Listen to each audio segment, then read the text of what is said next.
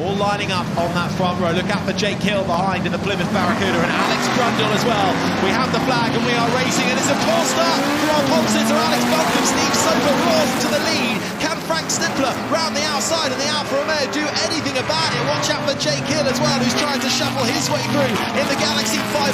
Jake Hill has slotted into third, but the man who didn't think he stood a chance of racing it out of the top has taken the lead. Frank Stippler now leads coming out of Madgwick. Yeah, Alex Brundle's having a little look down the inside of Steve Soper as well in the number 76 Mini, but at the moment it's the 1.6 litre Alfa Romeo Giulia which is up against the Plymouth Barracuda, 4.6 litre V8 underneath that number 1 car driven by Jake Hill. But Alex Brundle, take a look, he's framing it around the outside of Jake Hill, and he's done it. Nice move from Brundle versus the Plymouth Barracuda of Jake Hill. The Morris Mini getting the better of the Plymouth, but it's still the Alfa Romeo out in front. Now coming under pressure though from Alex Brundle. Can Brundle challenge for the lead here? Buncombe had a poor start from pole, has fallen back a few places, and this is your battle for the lead between Frank Stippler in the Alfa Romeo ahead of Alex Brundle, but Jake Hill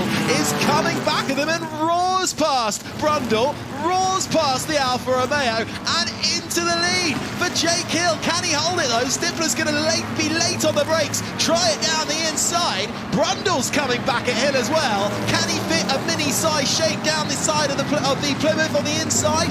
Not on that occasion. Into the final chicane. Stippler holds on in that Alfa Romeo. Jake Hill, mighty in the Plymouth Barracuda, and Brundle proving that you can be nimble in that Morris Mini Cooper, and that's one of his advantages. Holds on to third as we end lap 1. We ride on board further back in the pack. This will be Romain Dumas charging his way through the field. Indeed, from last he's already worked his way up to 19th and taking spots. Puts a wheel onto the grass though as he battles with the 99 of Gordon Shedden, another Galaxy 500, trying to go round the outside of one of the Jaguars further back in the pack. Epic battling. Can you fit a Galaxy 500 in between there? I don't think you can. Has to bail out of it, but two 500s then trapped behind one of the Jaguars out on the circuit as they come up to the line once more. Alex Brundle is now under immense pressure from Andy Prio, and he just about manages to get in front of Alex Brundle into the first part of Fordwater. They now charge all the way up the hill into the first part of St Mary's. It's still quite smoky, is the rear. The Plymouth Barracuda weighs about 1,400 kilos, and the Alfa Romeo is half the weight of that at 700. So Jake Hill, shake for Jake Hill, he just about saves it. The tail on that Plymouth Barracuda absolutely stepping out on him.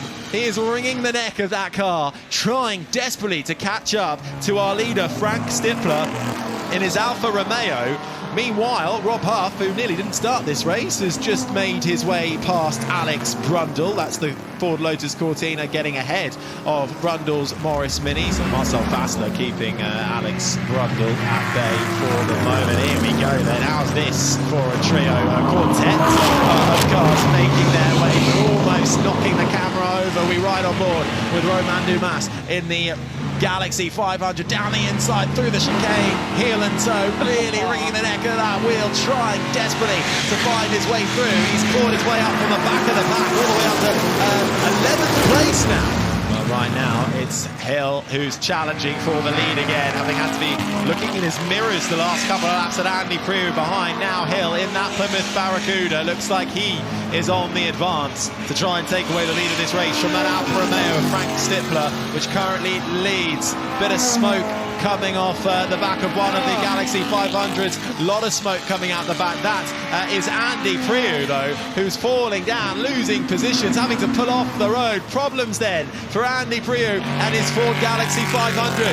Yeah, I did say a few laps earlier, and it did look like it was starting to smoke quite a bit. He's done the correct job to pull off the road. If that's dropping some kind of fluid that will make the track very slippy. Lovely battle though here in the mix with the Cortinas. We've got Marcel Fassler at the back, chasing down Tom Ingram in the middle. Looks like Ingram's about to be overtaken by Marcel Fassler. Can Fassler get a nose down the inside later on the brakes? Nice move from Marcel Fassler in the Cortina Mark 1, a 3-time Le Mans winner, making the move on Tom Ingram's Cortina, and he will now set his sights on, I think it's Rob Huff ahead. But this battle is really heating up. First Buncombe gets displaced, then Brundle is up next as the Ford Galaxy is trying to make its way through. That is Gordon Shedden, but then in the corners Buncombe could just get back through.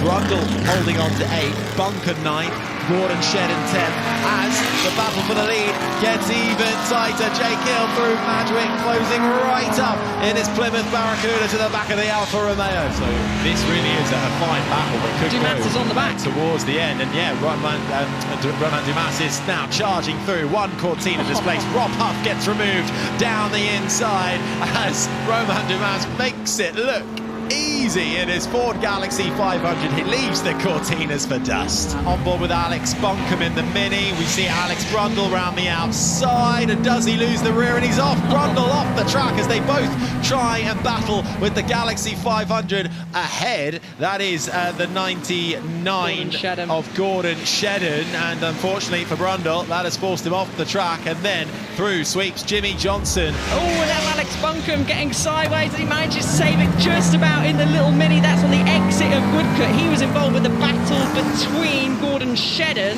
so I wonder if there's something that's gone on there. That's where Alex Brundle went off on the previous lap, so let's have a little look, Harry. Board just locked up and avoiding the rear of Jimmy Johnson, so just manages, well done. Alex Buncombe take a bow, just saving the poor little Mini from going into the tyre barrier. Clear and free right now. We're on the long straight, and there we go. As before, Dumas foot to the floor and sails past yet another car up into the podium spot. So last time round, he was 5.9 seconds behind the battle for the lead. So here we go, plain and simple on board, changing up the gears, doesn't even have a look to the right-hand side of Andrew Jordan. He sails on through. His eyes are forward, fixated on catching the leaders. We're going to have a look now as he comes across the line to see what that gap is. He's with insight. He can see the leaders. 3 minutes remaining. Jake Hill is still trying to desperately get past. No, is he actually? He's dropped back, so maybe he's got caught up in a little bit of traffic. Another fastest lap for Romain Dumas.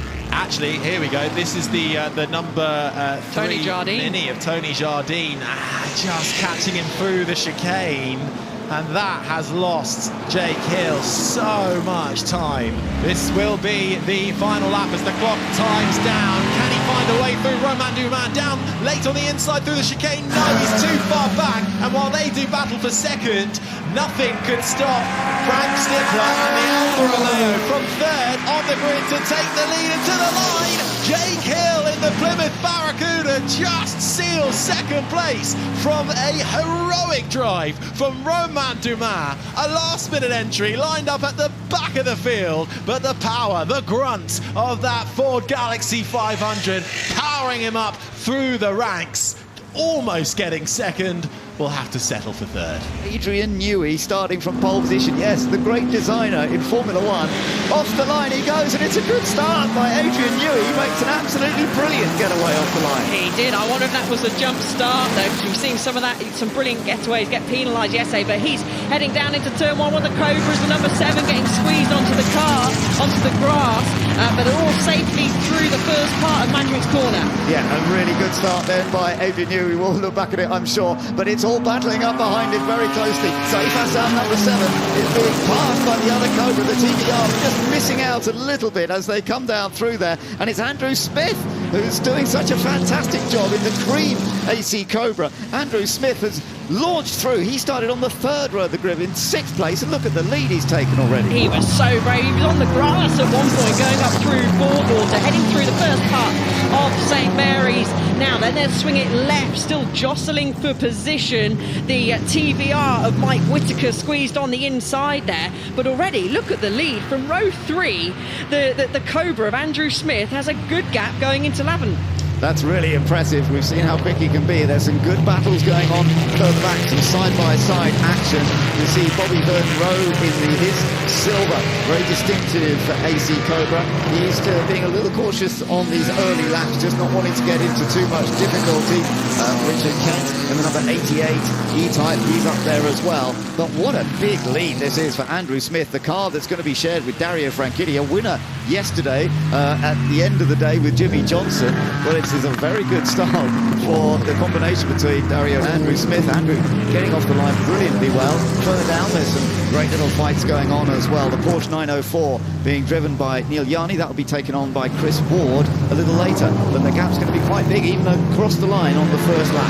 Yeah, it certainly is, and I'm just trying to see, is that the 88 Jag E-Type that's come also from the way back row 4, the Brundle and Kent E-Type? I think that has snuck all the way up, managed to dodge the traffic and headed up into second place. Fred Waitman under a bit of pressure here from Saeed Faisal, but Fred Waitman has got that AC Cobra back up into third place. And I'm just keeping an eye on where Ollie Bryant, who started from the back of the grid, is. He's just crossed the line in 14th place, so it has got away well for Ollie Bryant. Meanwhile, it looks as though Mike Whittaker is going to lose, yes, another position as in fact, Ollie Bryant's in the top 6. Yeah, he's moved up even further now. So Ollie Bryant into 6th place. He's still got the battle for the lead going on though as well. And this could be a change. Richard Kent is having a move to one side and then the other. Which way is he going to go? Yeah, they're down into the tricky baking zone, into Woodcote. Both of them seem to get the car stopped nicely.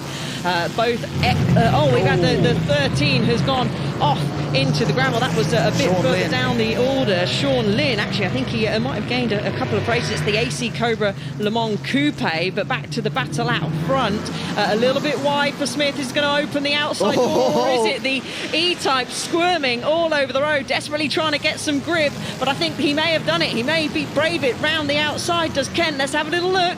Yeah, let's have a look. Where's the dry bit? There's a dry bit on the inside initially, but now he's trying to go around the outside. Richard Kent around the outside, through the Madgwick corner, and yes, he thinks he's done it. Yeah, he has. Brilliant move. Well done to Richard Kent, who has gained a big number of places in this. Started down in 10th place on the 4th row of the grid, and now he has taken the lead of the race. Fabulous stuff. He will be handing over later on to Alex Brundle, but we've still got a little while, at least 12 minutes before they are allowed to come into pit to make a change. Interestingly though, Ollie Bryant has just set a new fastest lap, a 1:46.2, and I think Ollie may have actually already gone past Gary Pearson, because they were very close. Yes, there you are, look. He's just gone past Gary Pearson. He's now in 5th place. Well, now, this is the onboard what we want to see. This is onboard Ollie. with Ollie Bryant. I mean, how many cars passed already? 2, 3, 4.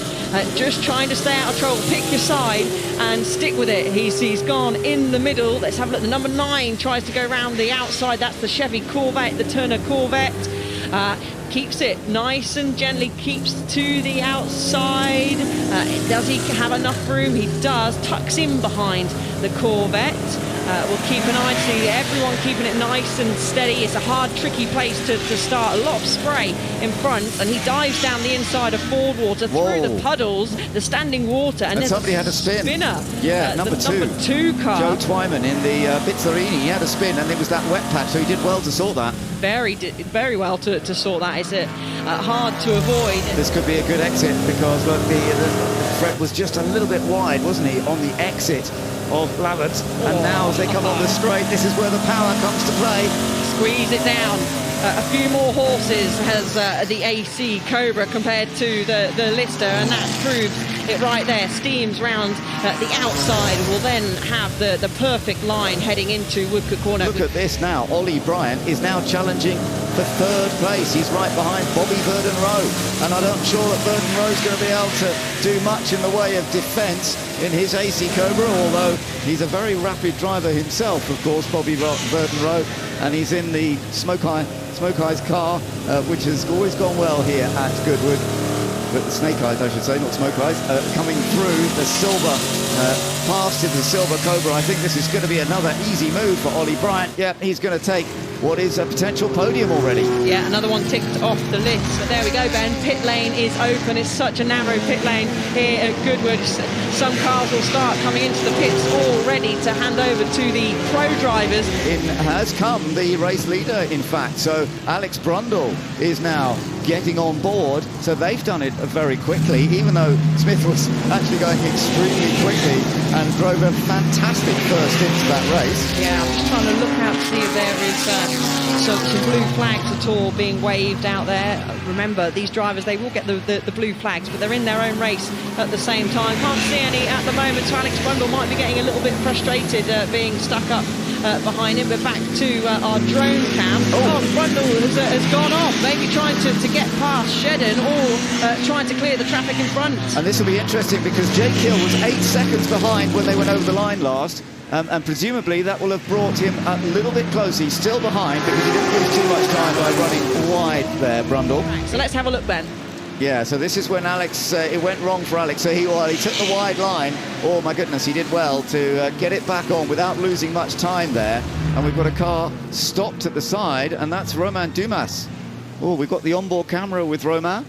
What has happened here, I wonder? I'm guessing that's an issue. He's trying to reset. He has actually pulled off into a safe place. So yeah. He's in the runoff, or the escape road, we could call it, the chicane. So good job for pulling it off to the side. Looks like he was just doing a reset, turning it on and off again. Yellow flag is out down there, so no overtaking for those that are getting close. And wow, Ben, look, lead, it's close. It's very, very close. On the challenge here, we've all got a battle for the lead already. You're on board with Jake Hill in second place. He's fighting the leader, Alex Brundle, in the E-Type. And there's nothing between them to choose at this stage. The track is drying up a little bit, but as we've already seen, it's easy to make mistakes. Alex Brundle did make a little mistake just a bit further down the lap. A moment ago, now to the inside. Oh no, guys, don't make contact. Oh my goodness, there's no need for that. Jake Hill backs out, and then for a moment, side by side, they're still behind each other. Is Jake going to have another little look? He's being cautious now. He's going to choose a moment where he feels he can get past.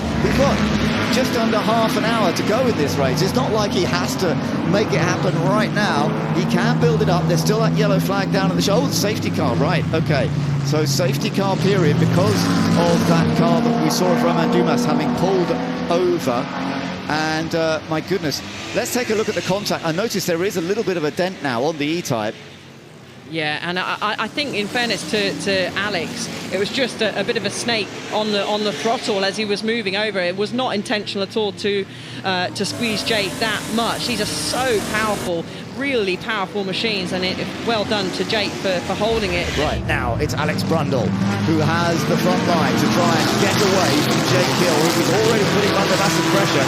And you can see the power of that AC Cobra, as ever, the big American V8 engine in the front end of an AC Cobra. When you've got the grip that you can actually go to full throttle, it can be an advantage over the six-cylinder E-Type. So let's just see whether there is going to be an opportunity here. Defensive goes Alex, that's quite right. But round the outside, here's Jake's opportunity, does it? He goes round the outside. Jake Hill takes the lead in a car that started from the back of the grid. Sensational, that is fantastic. I did say Alex Brundle will be hard defence with the extra power that the Cobra has, and also the Cobra is better suited to dry conditions, which is near enough what we have at the moment.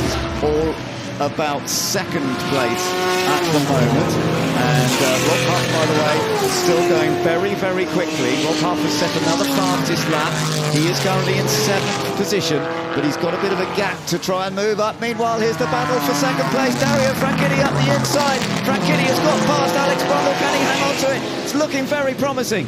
Yeah, he's managed to sand it down the inside into the first part of St Mary's, but look out, Lotter is having a look on Brundle as well. He's going to opt for the outside into Lavant Corner. Is he braving it, or is he going to force Brundle to defend and try and get... You can see the front inside wheel of the Cobra just lifting up, not quite got enough to get the cut back. Look at it, using a little bit of curve as well as they're charging up the slightly uphill Lavant straight. He's going to have a look round the outside of the King. Has he made it, Ben? I think he might have just. Yeah, but they're both being caught by the TVR behind him. Tom Christensen, number 86. So he's joining in as well.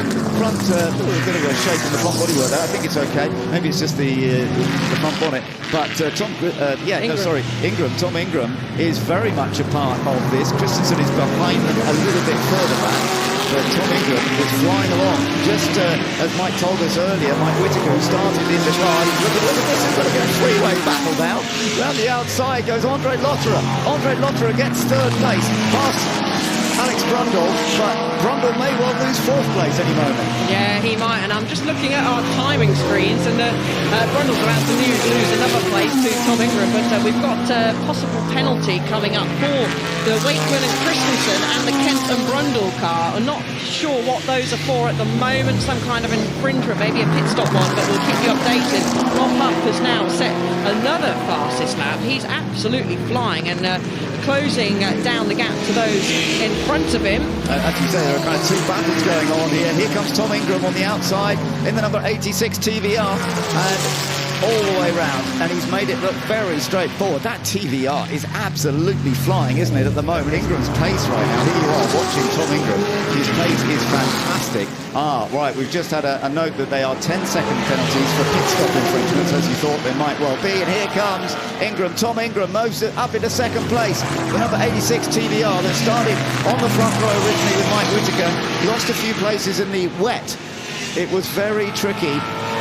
So it is pit stop infringements that have affected the cars of Tom Christensen and Alex Brundle. They've both been given 10-second penalties. And this is where we saw that Tom actually is very quick through this section, and again he's able to break that a little bit later and then maintain a little bit more speed through the corner. You see, he's got it right in behind, but then on the exit of here, Jake focuses very much on the traction, getting a straight line and using the horsepower, and it does then maintain the gap. Doesn't actually really pull him away, but it means that it's not an area Tom can initially attack, but he can under braking. Oh no, he's got a wheel on the grass, but he's on the inside. Now Jake's going to come back on the inside and try and retake it once again, which he does. My goodness, the two British touring car stars at this current time in 2024, they are having such a fight here at Goodwood. Yeah, you hear the gasp from the crowd as well, the cheers.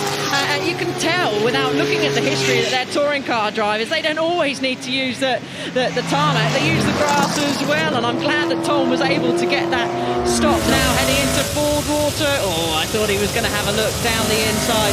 Thinks better of it, gets a kick him over to there's the puff of smoke I was talking about. Jake's covering the inside line into St Mary's. Oh, we have a spinner, a couple of spinners. That's a battle for third place. That's our battle for third, you're right there, but back with the leaders, and Tom wasn't able to go down the inside, and that's damage for the Tom Christensen car.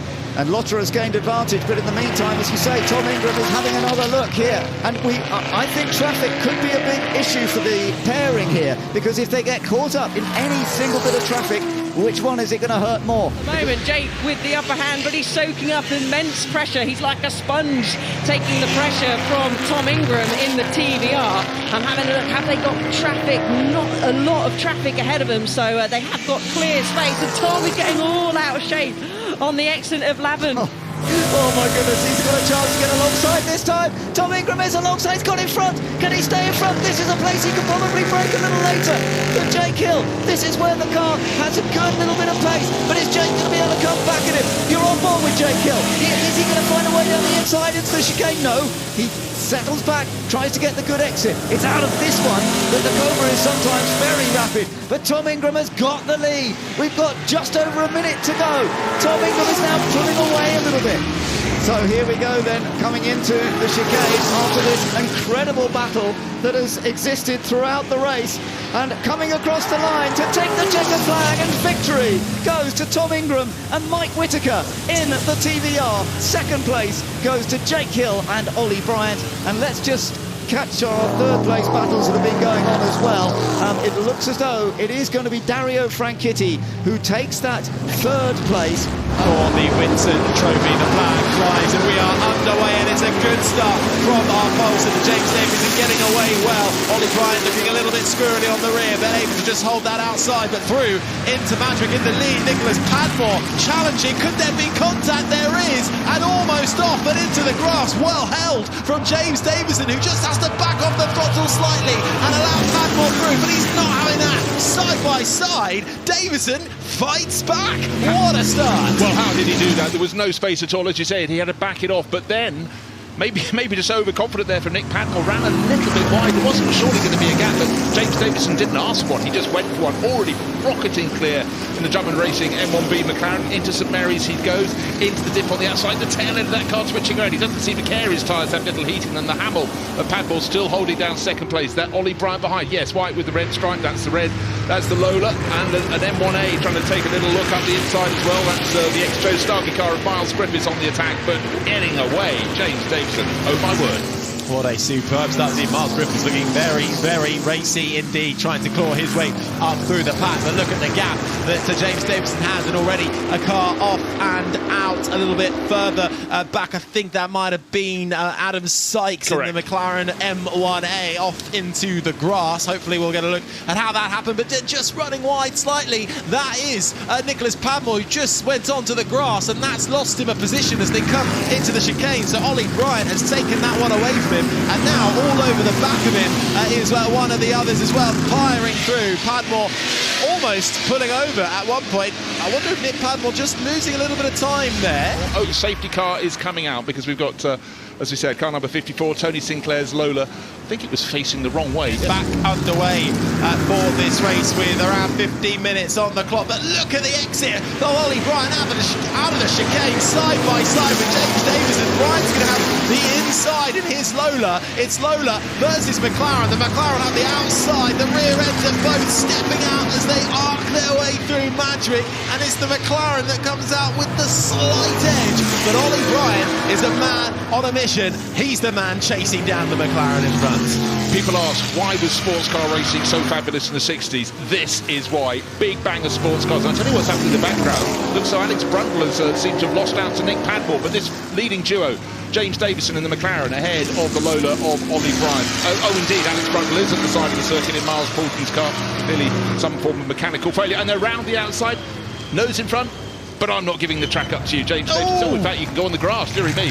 Both of them dipping off into the grass at the first part of lap, and hand up, I think, in apology there from James Davison. So Nick Padmore into second place. The Attila of Julian Draper may also get past Ollie Bryant before Ollie gets going all over again. I'd like to see a replay of that manoeuvre. Let's take a look at this. So it's James Davison, the McLaren, leading, being chased by Ollie Bryant. So a mistake going out of St Mary's and slightly off the throttle there for James Davison, presenting the opportunity, but only around the outside. Will you go, Ollie Bryant? But then, unfortunately, James Davison simply couldn't get the car turned in. Tried his hardest, you can see him working the wheel, and Ollie Bryant had to take to the grass. 1, 2, 3, 4, 5. Rejoined, the Hamel goes through. Ollie Bryant, all you do is offer him the outside, and he'll take the bait every single time. Will the nose that Lola get in front? Yes, but of course you've got that kink halfway down the straight, but he's brave enough. Who can be later on the brakes? I think it'll be Bryant. I think Bryant has once again got back through on Padmore, who now falls down to third, and they're not too far in the distance, making his way out of the chicane now is that McLaren M1B of James Davison. So, take two.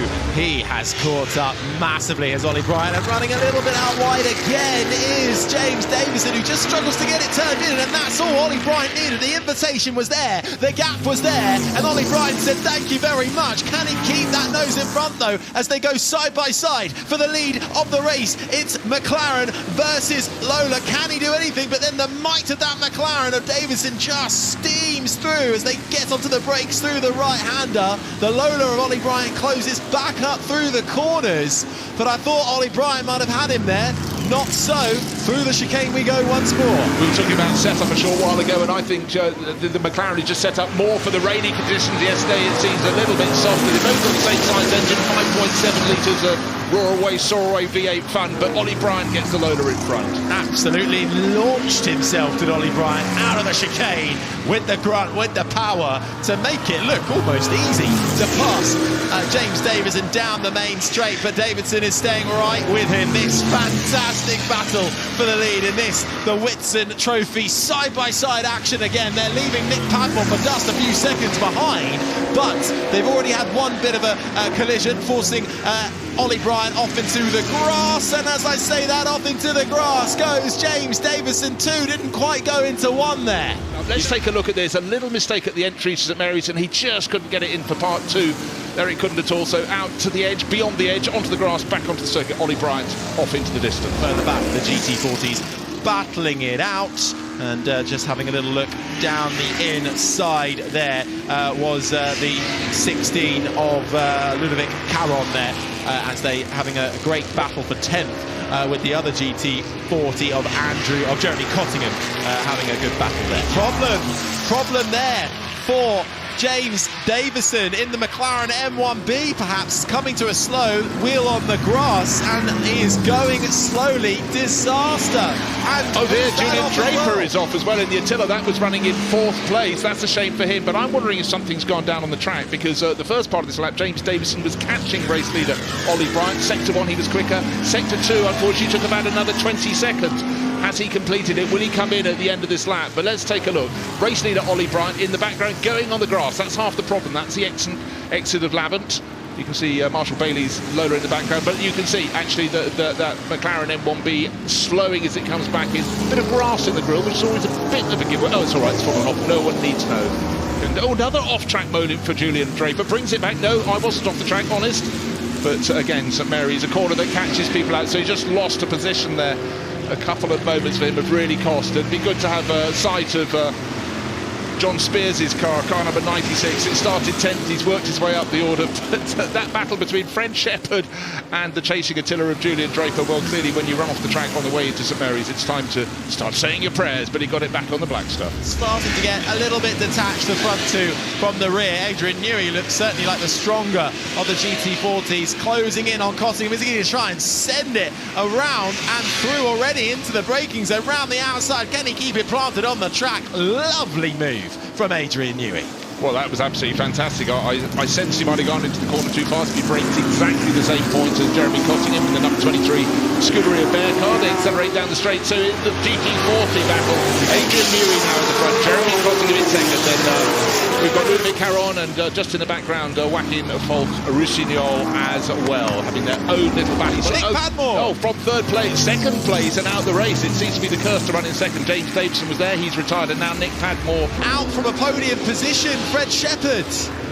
When he was being pushed really hard, great battle with John Spears, and before that with Julian Draper. We saw Draper go off with the Attila, and now the Shelby Cobra is beat. So Ollie Bryant sitting clear at the top of this race, and anybody who thinks about challenging him seems to be hit with misfortune. So, oh wow, that was quite a lose. That was well before the entrance to Lavant. He goes across the track, right across the nose of the M1A of John Spears as it goes on through, and that was, oh god, John Spears at this point must be looking at that Shelby Cobra. He looked at the tail, he looked at the side, he looked at the other flank, round it went, and he just had to guess where the space was going to be.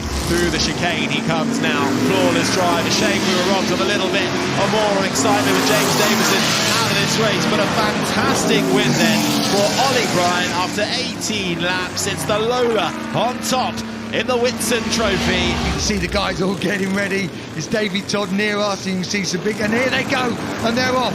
So first leg across the bike, who's going to be away first? No, it looks like number 38, and it's always a bit tight as they come across there. So great start there by, that looked like James Hillier. Yeah, James Hillier, and I joked about people from about 9th, and the pole starting bike has got a problem because Davy Todd is reaching down. Now I think he's got it hooked up. Missed the gear, fallen to about 6th place. Yeah, so it's good way we can see. Right, so now most people away cleanly, which is good. That's Josh Brooks there on the Vincent. It's a big 1000cc V-twin. You just saw him power past the Nortons there. Now we've got different coloured rondels on the bikes, is that according to engine capacity? We've got a problem there. Number 26 going off, and that's a Norton International Stephen Paul's bike. That had a problem yesterday, didn't even set a flying lap. But our race leader, about a second and a half clear going to St Mary's. Yeah, well, it's very, very early days. Let me say, 25-minute race. You've got to do a swap of the riders. The main thing on that first lap is coming away clean. Oh, someone's smoking badly in the background there. So that was McWilliams. That is McWilliams, one of the favourites. Yeah, sharing with Duncan Fitchett, and that was one of those, which is the pro ride. Oh dear, maybe there's oil going down, and save it. One of the BMWs, I think they're number 98. That's this is the 1928 bike, the compressor, Klaus Clausen's bike. Yeah, well, so you can see now, there's Davy Todd, there's your pole man, number 11 sort of coming through. Now, as we look, he's got it going again, mind that grass. I tell you, it's really slippy. You've got to be careful as you rejoin, not to spit it out. Look at this. I mean, Hillier, they knew that it's a good pairing, that Hillier and Jackson pairing. That matchless, really flying, beautifully prepared. Doesn't quite have the top end of the Vincent of Josh Brooks. Just missing out a little bit on that CC, but it's certainly flying. It looks like it's handling well, but Brooks might just have the inside line here coming down, and I think he will do. I think we're going to see him make this move as he comes down to Woodcote.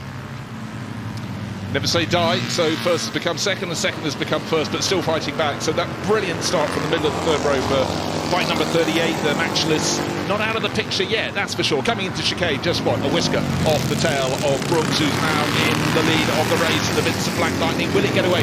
Riders hunkered down as low as they possibly could, but more punch out of the... Oh, where's the rider in third place? Drop back a tiny bit. Michael Rutter's just got past Steve Brogan there, number 12. So Rutter, remember, he was on row 11 in 27th position. Let's have a look at his lap times, 1:33.9. So, you know, he laps 0.6 of a second quicker than your leaders on that last lap. But in the background, the 68 is now regaining. But the first three has suddenly become one and then a pair because... certainly Josh Brooks has put a little bit of daylight between himself and the rest. He's actually set the fastest first sector anymore, the fastest second sector. Maybe having got clear of the back, he was able to use the horsepower that he has with the Vincent where he wanted to. He looks sort of slightly further back, and that is the 1937 BMW. That's Howie Mainwaring Smart, the ex-Superbike racer on that. And he's having a good ding-dong with Steve Plater, number 40. So those guys, you know, having a good play together. It's ever since the first of the races for the Barry Sheene bike races here, it's just been the way the bike riders interact. The racers, a little bit of fun. Is he saying, I'm with you, or does your bum look big, or just simply get out of the way? So Rutter's coming in, James Hillier's coming in. So this is going to be a really important swap. On they get, Jackson, so Dan Jackson goes on. So now we're going to have a little look. So I think the question was, did we see, I think Brooks is still circulating. Now there's Davey Todd. So Davey Todd has been down in 6th, but obviously this really does sort of muddle it all up. Right, there is Michael Russell. So that's Michael Russell's teammate. He is now out on the motorcycle. And here's Josh Brooks as well. So there's your leader. This is going to be interesting to see. So number 55, Josh Brooks, he's going to be handing over to Kingham. Let's have a little look. Not bad. Not bad. Keep flipping the throttle constantly, just keeping it alive. And Mendes right behind him as well. So well, that's been a gain because remember before the pit stop, the rider change, it was nearly 2 seconds. And here comes the Vincent was leading by. Yes, that's right. You can see Rutter. They're all in the groove right behind. Remember, it's that first bit when you come out, it's always a bit awkward. And you can see Rutter. He's coming through there, number 68. So, sorry, not Rutter, Russell.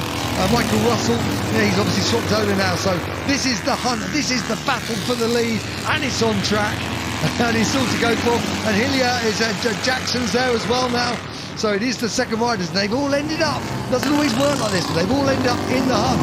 Yeah, the child Tom bike is right. So effectively, anyone got a blanket? We've got 6 bikes to cover with one here, there, all together. Fantastic, just exactly what the doctor ordered. Yeah, and you mentioned Chad there. He's done a brilliant job. Adrian Child, he's doing a good. And look at that. So that is Russell is now in the lead. So they have come from 4th before the rider changes to 1st. And take a look. I mean, he was a lap earlier onto the bike and just in the groove that little bit more. You talked about the first few corners when you've taken over a bike, you're getting up to speed. But maybe that earlier pit stop worked for them. Fairly comfortable in 4th place because the main Brogan, number 12, the Northern International with, is it Ian Bain on now? Steve Brogan started the race, I seem to recall, but that is 18 seconds further back in 5th place. But actually just had a change of position because suddenly what has happened to McLean? Yeah. Bike 83 started the outside the front row, the Royal Enfield Meteor. They were 7 seconds in front, but they have disappeared. We haven't seen them come across yet. A very, very slow second segment. Should be doing around 40 seconds. It was over a minute. So, there we have proof. Found her. Get off the track. It's dropping. It's got to move to the side. Well, the Mendes McLean bike, we were talking about bike 83. We thought that had a problem. Clearly it had, but it's come into the pit.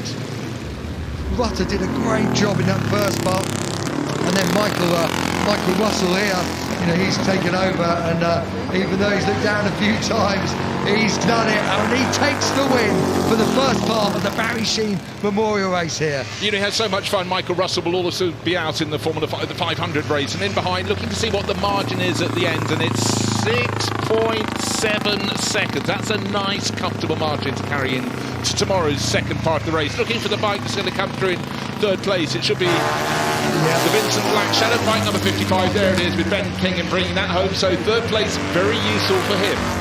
Pole is the Lola alongside the BRM and the Lotus as we go racing for the Glover Trophy, and it's a nice clean start from our front row. One of the cars bogging down further back in the pack, but everybody getting underway. Andy Willis though managing to come through from the middle on sweet ground to take the lead through Madgwick.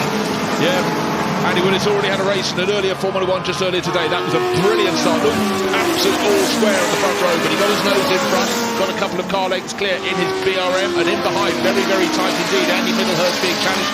One of the cars further back, a Lotus 18, appearing to be smoking a little bit, but up front, it's all fair, it's all square. The first 6 or 7 cars starting to get away.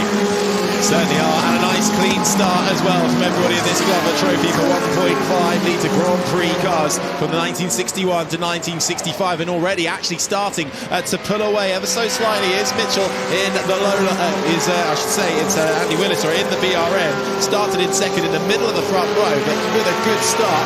Further back, just struggling to get it turned in there in the Lotus 24 Katsuaki Kubota as we go side by side through the kink of Labant, just about holding it tight. Well, Andy Middlehurst gaining a position there. Another driver who's gone incredibly well, it was Alex Morton, started 13th. He's just coming shot now with the gold band on the green nose of his car. That was he's gained about 6 or 7 places, but from the middle of the front row, Andy Willis leading this field away. There is his BRM coming through. We've got a car in the wall, and that is the last thing we want to see.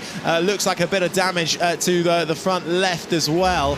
No sign of safety car, no sign of anything else. Oh dear, and our race leader has gone around. Maybe there was oil down there, but Andy Willis out of the lead of the race. So suddenly we've got Mark Shaw in the lead from Ben Mitchell, from Andy Middlehurst. Will anyone else get out of shape on that oil down there? Disaster for our leader, losing the car and well, making contact there with the barrier of the circuit. Can he get it back out? It was a very light touch. Okay, let's take a look at this. So this was the first incident we caught a glimpse of. We can see it's nothing to do with oil. Andy Willis just simply went too deep and got the right hand rear wheel onto the grass, and that lost its grip. You can see just in the diff on the exit of St Mary's, the car that went off the lap before, he has got going a go. He's excellent. So well, we'll see what Andy Willis can do again. He was last year, you know, right at the front of the field and took victory in that BRM P261. Not too surprised there. We've got the safety car out because in the dip, it's a blind exit to St Mary's. That is where Dan Collins' Lotus 21 is sitting on the left-hand side of the track. But should anyone else lose it, as we saw the following lap, someone did, not just anybody. That was our race leader. Red flag, so upgraded from safety car to red flag. That is race stopped, and we believe it's due to oil on track. Waiting for the flag to be dropped on the starting gantry. Up it goes and quickly down. A brilliant start from Andy Willis in his BRM. Yeah, really nice start from the pole sitter as they all get away nice and clearly and race on down to Madgwick. Car starting for the pit lane as well as it gets very tight with Mark Shaw trying to get down at the inside of Madgwick, side by side as they breeze out of the corner. Who's going to come out on top of this one? Can Andy Willis hold firm? He picks up quite a bit of dust. There's also water on the track as well from some of the puddles that have pooled there from the rain earlier in the day. A couple of cars forced to drive their way through it, but still side by side, the BRM versus the Lotus 21. Andy Willis and Mark Shaw going toe to toe, and you know what, they're keeping Ben Mitchell in the Lola right in that fight as well. He certainly is. Andy Willis seemed determined to stay on the outside line come what way, but Mark Shaw has now on the exit of St Mary's got his nose in front. I thought he was going to get the job done, and Ben Mitchell dives through as well, so Andy Willis is going to have to do it all over again. He'd already flunked, he'd already got off the circuit. We had the red flag. He was unable to, on countback, to go back and start on pole position, having fallen to 20th. But right now, Mark Shaw is getting up and going. Ben Mitchell's trying his best to keep up. And Andy Middlehurst, number 25 for the Lotus, the green and yellow works car, the 1963 title-winning car with Jim Clark, is moving up into third place. So not the best opening lap from Andy Willis. Well, it was such a good start, wasn't it? A good launch, but now fallen back, though, for the BRM, who does indeed just get taken there by the Lotus 25 of Andy Middlehurst, who does almost make it. I think that was a bit of contact with the inside of the inside barrier of the chicane, but I think it was tyre to flat wall, so might well get away from that one. 13 is the number of Joe Conosacco. He's gained 2 places. He's already up just the back of this pack in 5th place in the one and only Ferrari in this race. But Andy Middlehurst is looking very keen. Up the inside of Ben Mitchell, he goes into second position, and then with the dust being kicked up by Mark Shaw, the pack behind trying to sort each other out. But yeah, there's Middlehurst in second. But leading them through the chicane first. That will be Mark Shaw. Then really taking a much tighter line and defending that is the Lotus 25 of Andy Middlehurst. But then that puts Ben Mitchell right on his back, and in tow, that puts again Joe Colasaco. Now side by side with Andy Willis through on Andy Willis's BRM as the Ferrari makes up a space. Answer me this question: who's the slowest car in this lead quintet? Yes, it's the race leader, but the others, because they're fighting with each other, are slightly delaying each other. But what have we got? We've got 1.7 seconds covering the top five, and then boy oh boy, Joe Colasaco, why have one place when you can gain two? And the Ferrari now up into third place, and Andy Willis back down to fifth. Ben Mitchell to fourth, so it's chopping and a changing, but Colasaco's coming forward. 4 laps completed with a red flag in the middle. It is still the Lotus 21 of Mark Shaw that leads the way, but he has got Andy Middlehurst in the 25, which just looks a bit quicker. Has been trying to find a way through, looking left, looking right, takes the right-hand side, tries to get alongside. He's got to be careful though, because the Ferrari is lurking behind. Through for the lead goes Andy Middlehurst, takes it away from Shaw. Lotus on Lotus, the 25 coming out on top, but now the 21 of Andy Middlehurst, which has fallen down to second, will have to look in his mirrors at every corner, because the Ferrari of Joe Colasaco is right there and waiting to find a way through, and Ben Mitchell is not down and out of this one either in the Lola.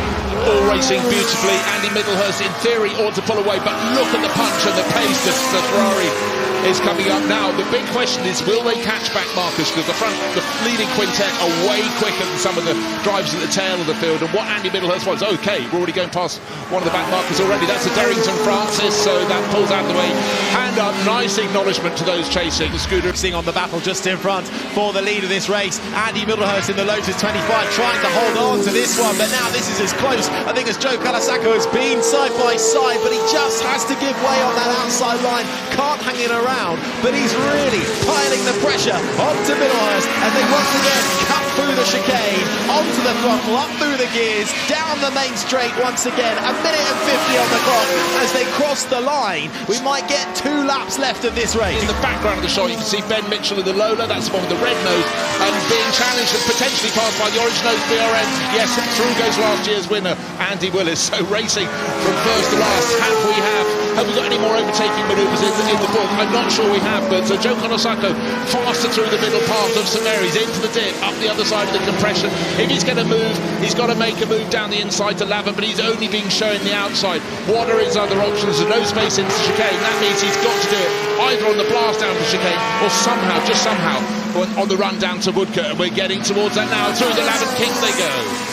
Only a few more corners then left for Joe Colasaco to try and find a way through. He's been following Andy Middlehurst all race long. He knows the lines, he knows the moves. That Lotus 25 takes a much tighter line going into the final chicane, which is just a couple of corners away. But time is running out for Joe Colasaco.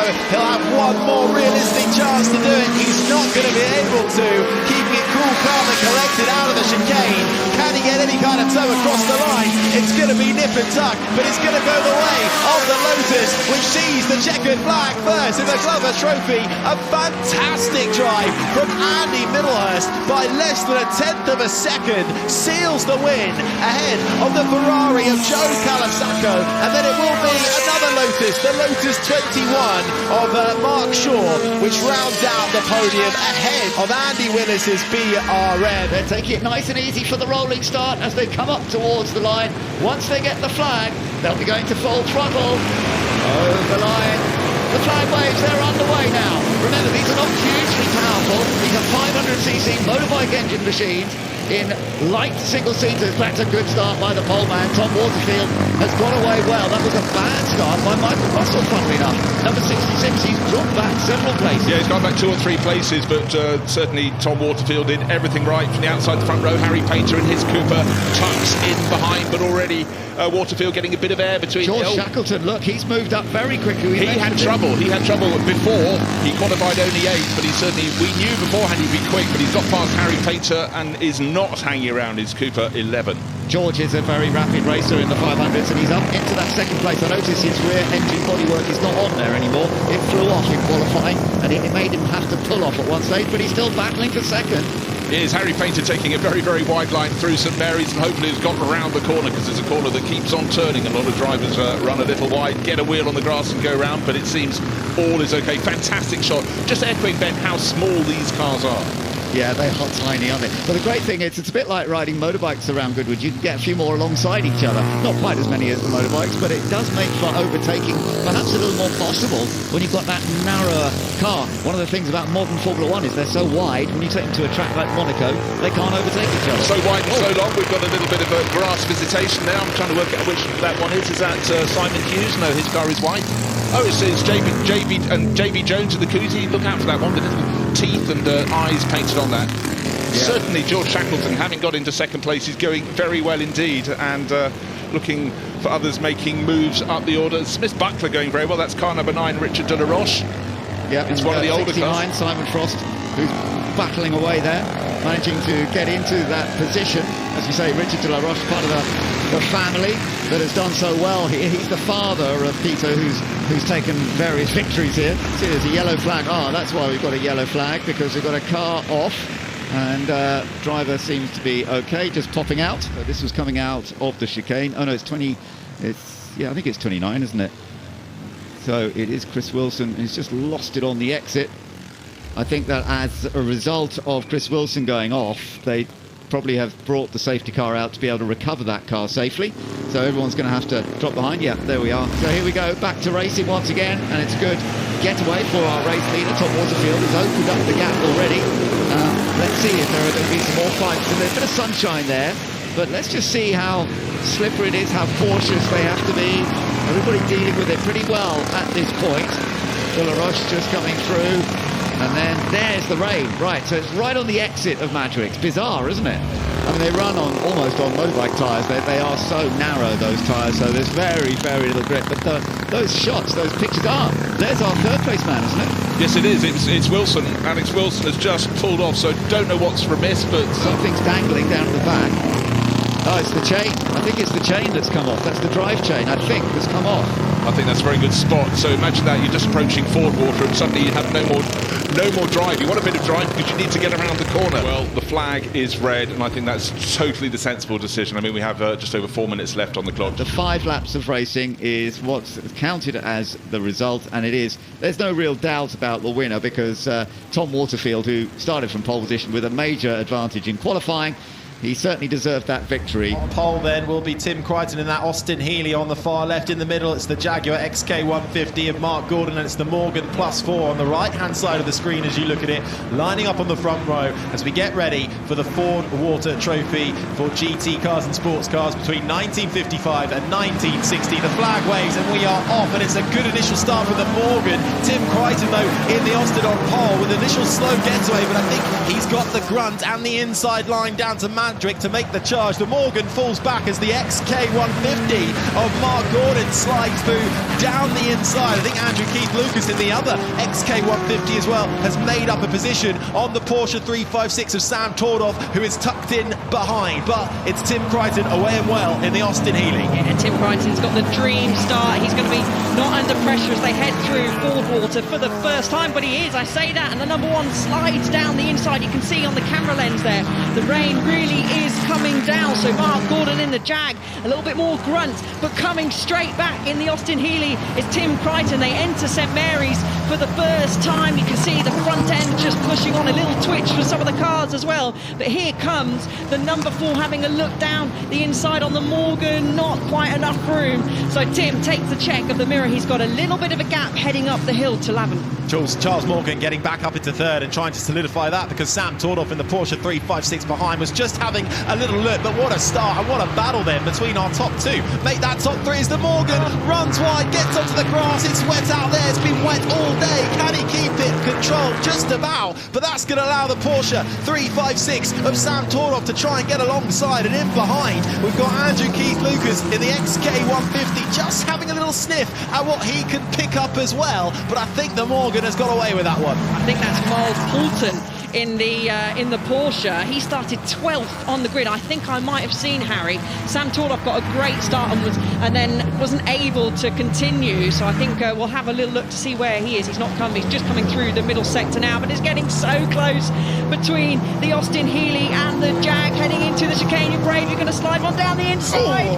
So close, heading through there. You can see Tim fighting the wheel and Mark as well in the drag. Now we have the drag race to the line. Tim desperately getting his foot down. Such slippy conditions here. He tucks it onto the inside. Is the Jag going to be brave enough to go round the outside? The XK150 has a look, and not quite.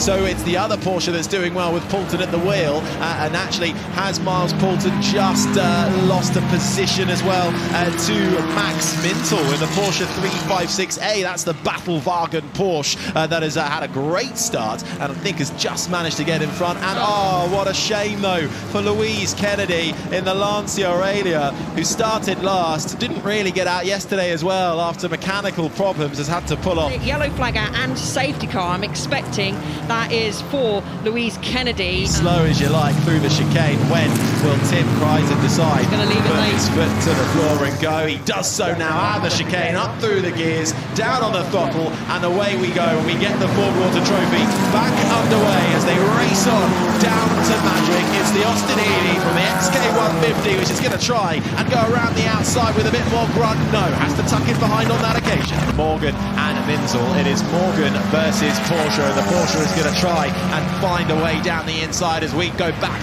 to the lead of this race, and taking the lead away is the XK150. Sweeps round the outside and takes the lead in the Fordwater Trophy away from Tim Crichton's Austin Healey. Will Crichton try and come back into the chicane? Has a little look, but can't carry the speed out of the chicane then. First lap back under green flag racing after the safety car intervention, and we are seeing an absolutely wonderful fight for the Fordwater Trophy, which right now it's advantage swinging to Mark Gordon in the XK150, but Tim Crichton is not letting him escape up the road just yet. Then comes the MG, the first MG8 twin. Kamaz back up front though, battle for the lead, change for the lead, is it? Tim Crichton back through on the XK150, almost out of nowhere. He is not giving this one without a fight. The Austin Healey gets back in front of the XK150 and starts to pull away. Did he catch Mark Gordon just a little bit by surprise? Very tricky braking zone. He's going to have a look down the inside. Harry's going to be who's the bravest on the brakes, who's able to get the car stopped. It looks like it's Gordon. He gets it stopped, gets it in. Can he keep it on at the exit? He does, but Crichton, is he going to brave it to have a look? No. Defensive stuff from Gordon as they go into the chicane. Gets slightly deep. Does Gordon. A good exit from Crichton as they charge down the main straight. Coming up behind is Keith Lucas in the one of the other Jaguars XK150, and down the inside now into Fordwater. That's brave stuff from the Elva. Tries to pass the Porsche, and already the Jaguars right on the back of this battle. Elva versus Porsche with a Jaguar XK150 thrown in. How do you like that for the Fordwater Trophy? Fantastic racing going on as the battles continue to be had. Traffic for the XK150 and the Austin Healey. Can Tim Crichton and the Austin Healey behind make use of this traffic and try and find a way through as they almost start a Dodgen-like scenario, trying to make their way past the slower traffic? So far so good, but they got one of the Aston Martins in front of them as well. That looked like the Aston Martin DB24, but they've managed to get him. No, they haven't, not yet, and Tim Crichton makes his way through using that traffic.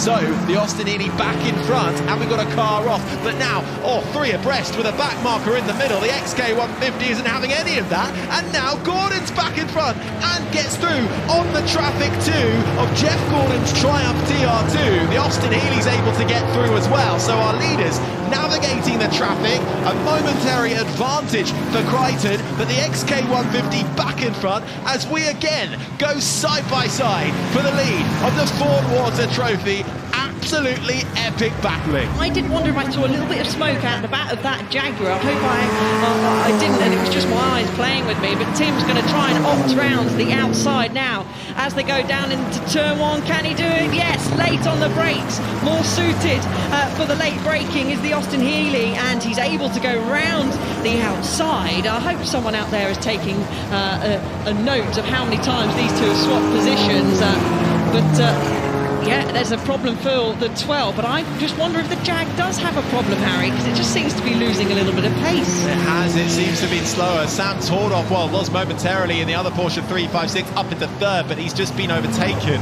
by the Elva Courier of Walmer, who is now up into that podium spot. So nice battle going on here.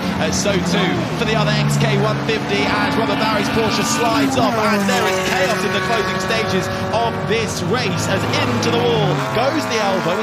That was Paul Walmer, wasn't it? We just saw off. And 23, that is Neil Burnside in the MGA Twin Cam, who was winning the battle against his wife Nicola, who's down in 17th, but an off then for Neil Burnside, who was running inside the top 10. Just got the red flag out, so racing is going to be stopped. I wonder if there is a little bit of oil. We've got some cars coming through the final part of the chicane. If we go back on the timing screens on our data, it says Mark Gordon has the lead by 1.5 tenths from Tim Crichton in the Austin Healey second, and then Paul Walmer in the Elva Courier third. Richard Walmer in the middle in the Cadillac, and on the far right it's Scott Malvern, but with a brilliant start. Bill Shepherd in the Ford Thunderbird Battlebird with a brilliant start, but can't find a way through. Tries to find a Thunderbird shaped gap. It's only enough to get him up to second. Jake Hill hangs on to that lead as they make their way through Madgwick. Yeah, and a really impressive start from Tassio Ossis. Look, the white and blue striped Ferrari on the outside.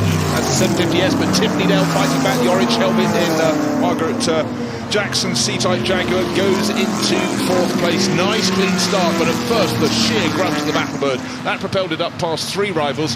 It's running in second place now. Let's take a look at the tail of our race. There is Jake Hill smoking slightly, but not him. The car is leading. Well, quite possibly, but just then it's that big Thunderbird currently in second place with a brilliant start, as a clean start really from all of them as they make their way through the field. One of the Maseratis, Joseph Rettenmeyer, there with a decent start too, and the rear of the field with the Connaught lining up at the back. But it was a good start initially from Jake Hill, but then I think zipping through, coming through Madgwick, it was well, they fell back a couple of seconds. Yeah, Hill is now down to third. Yeah, it's Richard Walmer who was hanging the tail. He's in the Cadillac powered car, and as he exited St Mary's in the lead, he was really hanging it out. A lot of drivers wait to get a bit of heat in their tyres, but he's decided now is the moment. I've got the Battlebird between me and the pole starter, which is the car in third place now, Jake Hill in the HWM Jaguar. He has got to get past the Battlebird if he's going to head off after Richard Walmer. Walmer is going, yeah, did it well. Yeah, really nice stuff on this first lap as they break for the chicane for the first time in this race and come across for lap number 2. He's really hanging on to the back of Bill Shepherd, enough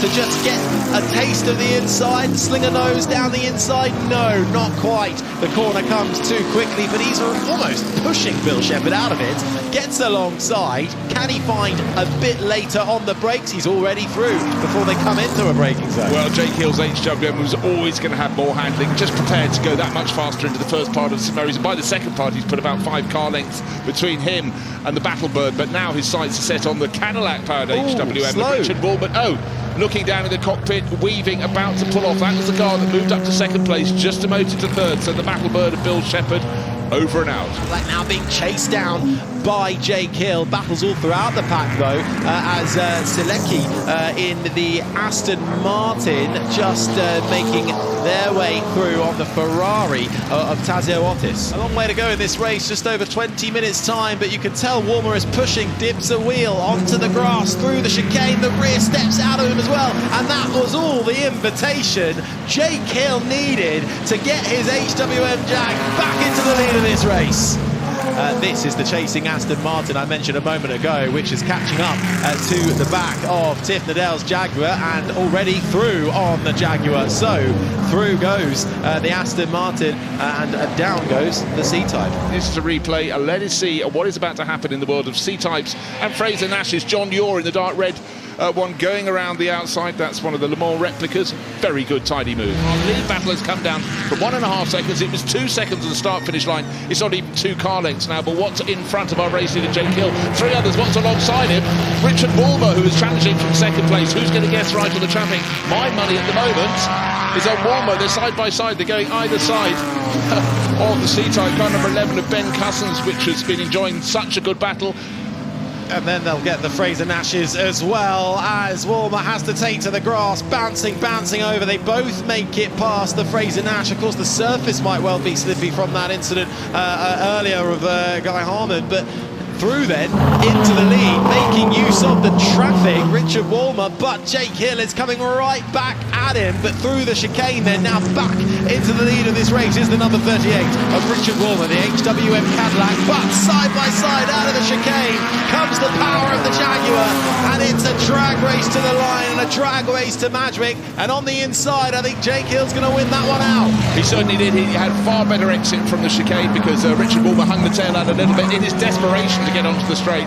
Couldn't put the Cadillac power down. Jake could put the Jaguar power down. So our pole sitter back into the lead of the race. Now take a look. How do you divide the traffic? The two Fraser-Nashes ahead. You go on the grass, you bounce up and down. Because the front wheels came off the ground entirely. So that was a real rodeo ride for Richard Walmer. And Jake Hill probably thought, well, I wanted to take the keep the lead of the race. But look at that head on. Amazing camera work. Brilliantly caught, and brilliantly caught by Richard Walmer. As he came back down, the hand is up.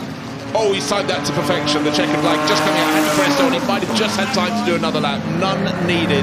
But his margin of victory in the HWM Jaguar, the one we look at there, car number 64, 3.5 seconds over Richard Walmer. As we get this Settrington Cup underway shortly, it will be a sprint to your Austin J40 pedal car as we celebrate 75 years of that. A mere footnote in British motoring history, but one that is being celebrated and coming to the fore here at the 26th year of the Goodwood Revival. And we are off and ready, and it is straight into your car, and some with a rather dainty start, but straight away, and it's a good start there from that looked like Luca Franchitti, who's trying to retain his title from last year. Look out for the red 22 Austin. That is looking very, very nifty indeed, but it's been a good start for those at the front of the field, Alice. Yeah, look at the feet frantically pedaling away. We've got the parents following up close behind. You can see now keeping it in a straight line. We heard some of the competitors say we've got the number 100 there that started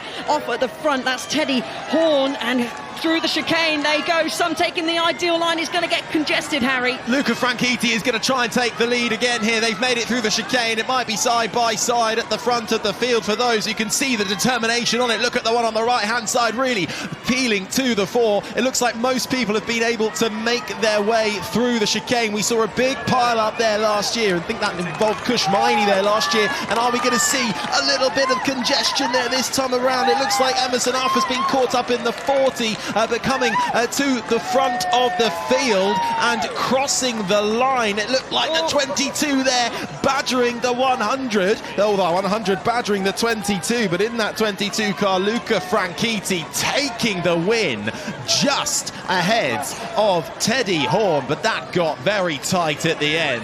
But Luca Franchitti doing a marvellous job to get that Austin to the front of the field. There is your winner, and let's head down with them. It's Ed Foster.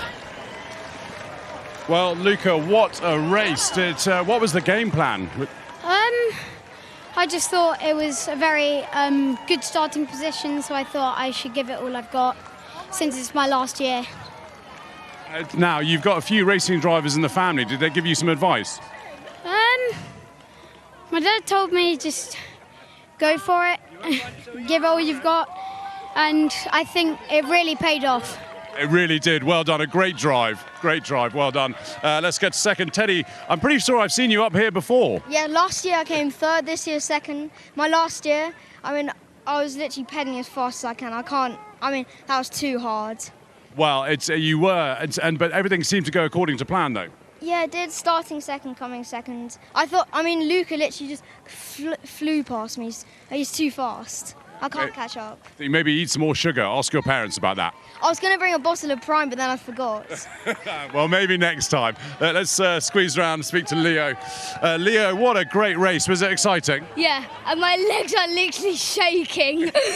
They will be, but are you going to get set for tomorrow? Yeah, I am further back tomorrow, but still I think I could at least come like 5th or something. Yeah, well, that's a great plan. So maybe a big party tonight as well in preparation. Yeah, came second last year and now third. Congratulations, fantastic race, well done. There we go then, as we get underway for this race, the flag flies and we are on the way. It was the Fraser-Nash on pole and it was a tight start for both the Fraser-Nash, the ERA A-type and the BRM, but the BRM has fallen back and sweeping into the lead. I think that was the ERA A-type of Mark Gillies, who is out in front as they make their way through Madgwick, round the right-hander, and on their way, falling back into second is the Fraser-Nash of Pat Blakeney-Edwards. Okay, just remember this, at this point between Madgwick and Fordwater, the BRM is down in 5th place with Rob Hall at the wheel. Let's see how he can do. But that was a sensational start from Mark Gillies. He knows R38 so well. He drives it supremely. Fantastic in the wet yesterday. So much depth technique. He outed up into 3rd place. He tucked in behind David Morris and Silver ERA. And then now really starting to get up to speed at St Mary's is the BRM of Rob Hall. But what a start from Mark Gillies. Good start further back as well from Ben Finder in the ERA D-type, who's just behind Rob Hall's BRM type 15 now in the all-black 44 car. Started from 10th and it's just up behind now. But it was a superb start from Mark Gillies in the ERA A-type R3A, a 4-time winner here. That 3rd ERA ever built, currently leading the way from Pat Blakeney-Edwards in the Fraser-Nash as they finally get this race underway. 20 minutes on the clock already now to just over 18 and a half minutes. Side by side as they come across the start-finish straight to start another lap. Moves slightly to the middle of the road, trying to sense where that Fraser-Nash is as the BRM, which started 3rd at the wheel, the wheel in the hands of Rob Hall, is now trying to make up some moves. Started 3rd, has fallen behind, but Pat Blakeney-Edwards up front in that battle for the lead is tucked right behind the Mark Gillies ERA. But look, a bit further down the order, there is plenty of action. Talbot right in the middle of it with the Maseratis as well, and everyone having a really good fun run. And after the rain of yesterday, it's a delight for these drivers to be on something with a little bit more grit.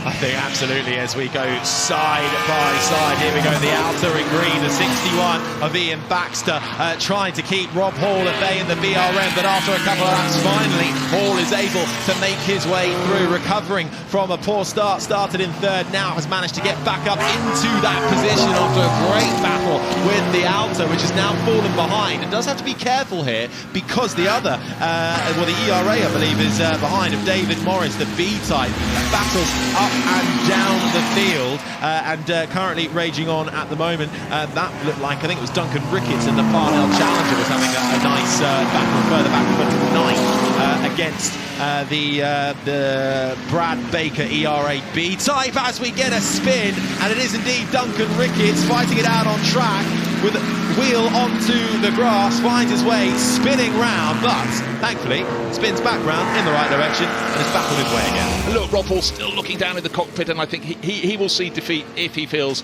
there is no chance of hanging on. He's been racing long enough. He's receptive to what his car is doing, trying to keep out of the way. Quite difficult between the first part of Lavin and the second, but both Fiddler and Dowling up on position to 5th and 6th respectively. I think he's in limp home mode now, isn't he, that BRM, losing 2 positions then. So through goes Ben Fiddler in the ERA D-type. That is now up and through into 4th position. They are in the same shot. You can see the Fraser-Nash, which is actually now falling back because just been passed. For second, it's Ian Baxter through in the outer. Baxter has been showing pace the last couple of laps and is eyeing up a move and has made the move into second. Can the Fraser-Nash of Pat Blakeney-Edwards fight back? Was he caught a little bit by surprise? But Blakeney-Edwards was making gains, but not as big as Baxter was. 3 seconds now the gap between 1st and 2nd. 5 laps ago, he was completely out of the picture. Now he's he's dominating the picture. He's made up about 3 seconds in the space of a lap as Ian Baxter. When he started the penultimate lap, he was 3 seconds back, and now he's within a second and close enough to try and start applying the pressure to Mark Gillies' ERA in front of him. It's ERA versus Alfa in the first race to kick off Saturday's Goodwood Revival, and we are being treated to an absolute thriller. This is going to go down to the wire. Can Mark Gillies hold on here? A 4-time winner. He's just got a few more corners left, but Ian Baxter in the Alfa is going to push him all the way to the flag. Now, if there were no problems with the car and Mark had simply backed off because he was comfortable in the lead, now he's far from comfortable, hot under the collar. The Alfa sweeps past, but can they get the braking done when they get down to Woodcote? And Gillies, well, let's just judge which of those green cars puts the brakes on first. Even Steven, to back Gillies is later on the brake, going up the inside. Is there an inside? The answer is no, covered off by last year's winner. I thought he didn't have a hope in hell. However, what a drive. They're coming through. Ian Baxter, Mark Gillies did not have any tricks left in his hand. Into the lead then on the final lap goes Ian Baxter in the Alfa 61, who will cross the line and see the checkered flag first. Race 1 on Saturday of the Goodwood Revival. The Goodwood Trophy goes to Ian Baxter's Alfa 61. That was a magnificent drive, a magnificent win. It's Miles Griffith on pole position. It's Felix Goddard in the middle. It's Nick Fimbra on the far right-hand side. 25 minutes of racing, and we are away for the Madgwick Cup, and it's a brilliant start for the Lotus of Miles Griffith as Felix Goddard slows down, getting off the star line in the Cooper, so it's a good start for the Lotus, and the Lola slots into second. And a truly dreadful start from fifth on the grid by Fred Martin-Dye. Everybody had to nip around the list of Maserati, who coming through in about 15 or even 20th place, but up front that was a supreme start from Miles Griffith. Any hope his rivals had of getting it before the first corner, well, they've got to think again. For Felix Goddard already in that T39 bobtail, the first T39 works car, finding his way back through after a little bit of a slow getaway. Then comes Nick Fimbra, who is now under pressure from Billy Bellinger in the Lola Climax Mark 1. That's the all-silver Lola, trying to hunt down that all-black Lola in front of it. That battle raging on for third as it currently stands, but a nice clean start from everybody in the field. Very, very confident we're going to have two Lolas coming together. The battle for third place, but Billy Bellinger in the silver Mark 1 just backing out, but look at the break they've got. They're turning into the second part of Lavard, while the others are only just getting through the first part. But what a start from Miles Griffiths. But can Felix Goddard stay somewhere in touch? Will there be any advantage the Cooper bobtail can find? In fact, I beg your pardon, sorry, Felix Goddard's gone rather further back. He's down in the back sixth position, just in fact being challenged by Jacob Holstein there in the pale green Lotus alongside. Indeed, it was the other Mark that's got up in the lead. It is Griffiths in that number 9. Then coming through. Well, it's Andrew Hibbard, of course, in second place. Andrew Hibbard, who has made his way through in the 11th. The moment, the closer of the two battles is the one for third place. What are we talking between third and fourth? Coming across the finish line, it's going to be under a tenth of a second. Oh, it isn't. It's 0.13. I do apologise. Into turn 1 we go, and I think it's advantage to the Lola of Billy Bellinger, who gets that one done through Madgwick. It's been coming, but I don't think Nick Fimbra is going to give this one up without a fight. He falls behind for the time being, looks to the left, tries to get a bit of toe. We'll have the inside line for the right-hander. It's wheel-to-wheel once again for the two Lolas in the Madgwick Cup. Can Fimbra hold on? Moves to the outside as they battle it out for every inch of tarmac they can find. Side by side again, though. This time looks like Fimbra's going to have the advantage. Slightly later on the brakes, into the sweeping right-hander. There we go. Bellinger has to fall behind for the time being. Nice racing between these two, giving each other just about the right room, but a little bit deep into the chicane for Fimbra. That allows Bellinger to get right on to his tail, move out from the underside of the Lola in front, and we have once again, two Lolas side by side going through Madgwick. Well, that was about as deep as you can go into the chicane without scattering the flowers. I love the way, Harry, you actually dive backwards away from the screen. The action was coming into your face. Two Lotuses battling for the lead, two Lolas battling for that final spot on the podium. Billy Bellinger back in front now. in that Lola, the 29, ahead of the 57 of Nick Bimbra Lola. Just behind them as well in 5th is Jakob Holstein, as we have, though, the Lotus 11 off of Andrew Hibbard with an issue pulling onto the grass. Heartbreak for Andrew Hibbard. Exit of Madgwick corner on the start-finish line. He was 0.285 of a second down on race leader Miles Griffiths. I thought that was going to go the whole way. We've got 18 minutes left, and unfortunately for ever-enthusiastic Andrew Hibbard, he's going to watch from the infield just going, oh, I could have been out there. That was why we come to Goodwood, to race great cars on a great circuit. And again, just looking at a lovely gaggle of Lolas, and the Elva on the outside, 119. That's really unfortunate for Brandt there. Shoved to the outside. He's not panicking, but he's realising his race hasn't run its course, but it could have ended up in the tyre wall. Good save. But Jacob Holstein is driving a fantastic race in the number 19 pale green Lotus. It was on the grandstand side of the field when they were lining up on the start grid. There he is, and he's not only caught Nick Finberg, he's getting about 3 seconds in one lap. He's gone past him. I thought the next 2 laps the story would be hidden coming speed that they made for Nick Finberg. Not a bit of it. This is a fantastic drive in the XUDT place. Keep an eye on the lights on the roof bar of that car, because if they go out fairly soon, it means we will be going racing at the end of this lap. Will they, won't they? I sort of feel they won't, and they have. There we are, Doubting Thomas here. Here we go then, back underway for green flag racing, and it is the Lotus who leads the field now from the Lola of Billy Bellinger, who will smell a possibility of victory, but the Lotus had the advantage in the early stages as they break into Madgwick. The Lola looks good under braking, nimble through the corner as well, and hunting down Griffiths ahead in the Lotus. As you can see, we've had extra time, 3 minutes were added to elapsed time, so this is not the last lap. That's good. It's good officiating. And let's see, Billy Bellinger has more of a chance than he thought, but the writing appears, Harry, to be on the wall, because he just simply can't keep up with Miles Griffith. Just the chicane then to go for Miles Griffith, the Lotus Primax 11 LM150, who has driven superbly, kept his head cool, calm and collected for the Lotus, that after 17 laps takes the win of the Madgwick Cup, and it will be a Lotus from a Lola. Billy Bellinger manages to come home in second. We're effectively under race rules now, even though they're behind the safety car. He has not overtaken anybody. He stayed down at the back, so he had qualified in 6th place, Mark Shaw.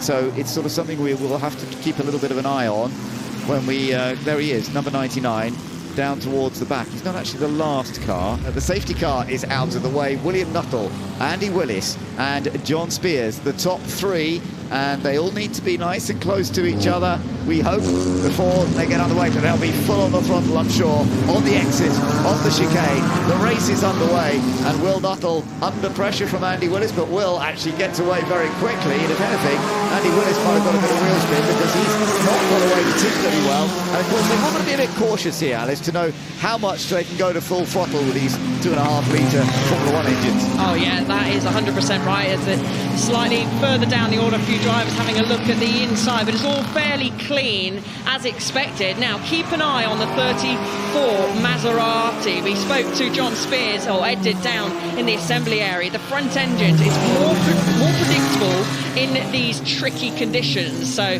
John said he's going to take his time, he's going to enjoy and keep safe, but he's creeping up, he's dropped back a little bit now through St Mary's, coming into Lavant Corner now. He has, so we're through St Mary's now. We've got to fight for the lead already, Ben. Yeah, look at this down the inside. Willis makes a move down the inside, but round the outside it maybe there's a little more grip, and Will Nuttall just held on to the lead there. That was nice to see. The Cooper number 4 versus the BRM number 2. Classic cars from the period, no doubt about it. Andy Willis is not giving up, is he? No, he's having a look all over. He's going to go for a dive down the inside of Woodcote. That's brave. Does he get it stopped? Yes, he does.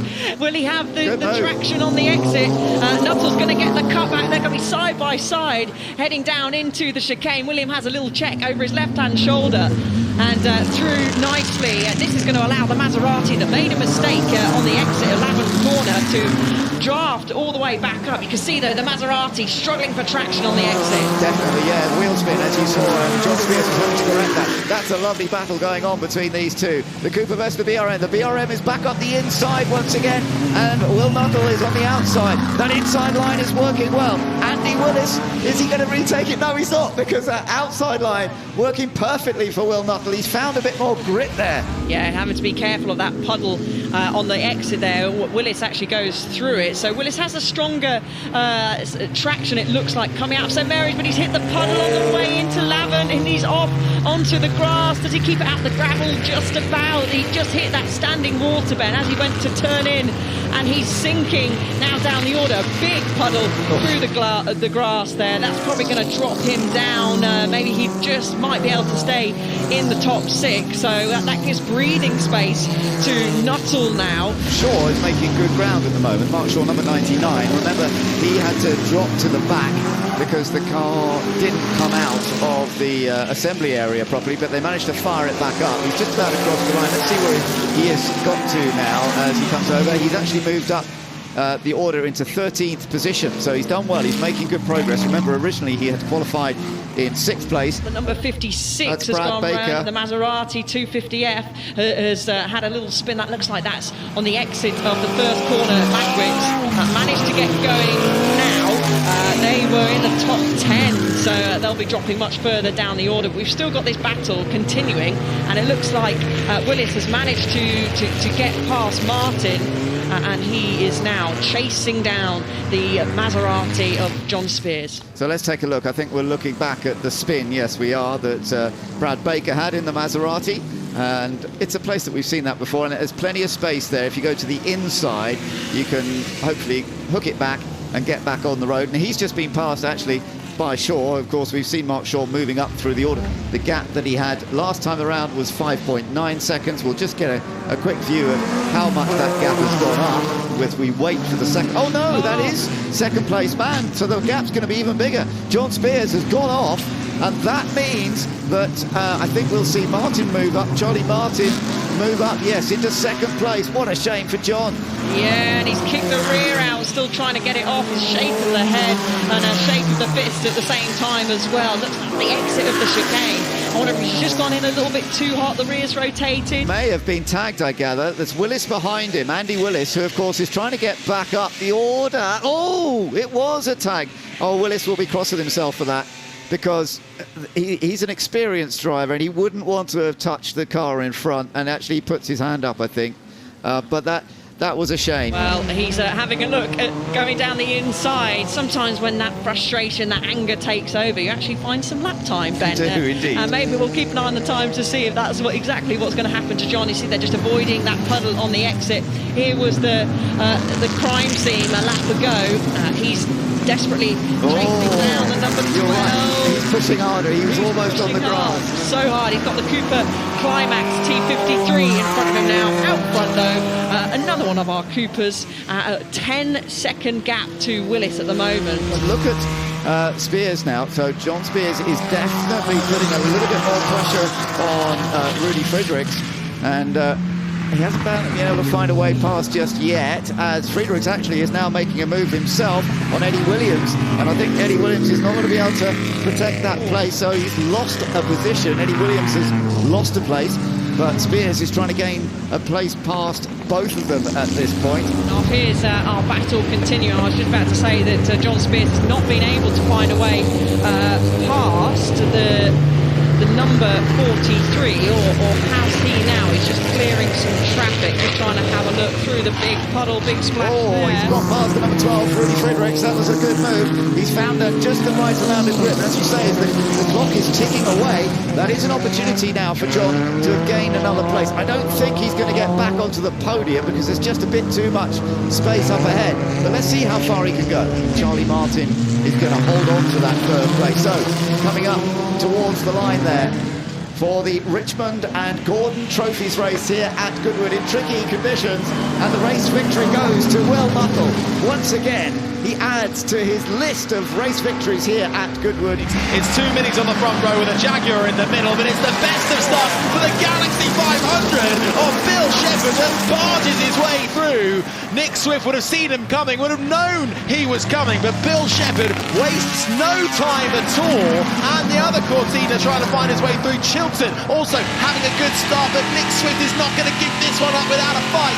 But the Galaxy just loses the Mini on the straights. The Galaxy says bye-bye to everyone else behind, the Mini included, but the Jag Mark II, Chris Ward having a go round the outside of Fordwater, then street down now into St Mary's for the very first time. Look at Max Chilton, he's trying to join the party as well. Nick Swift keeps it there on the inside.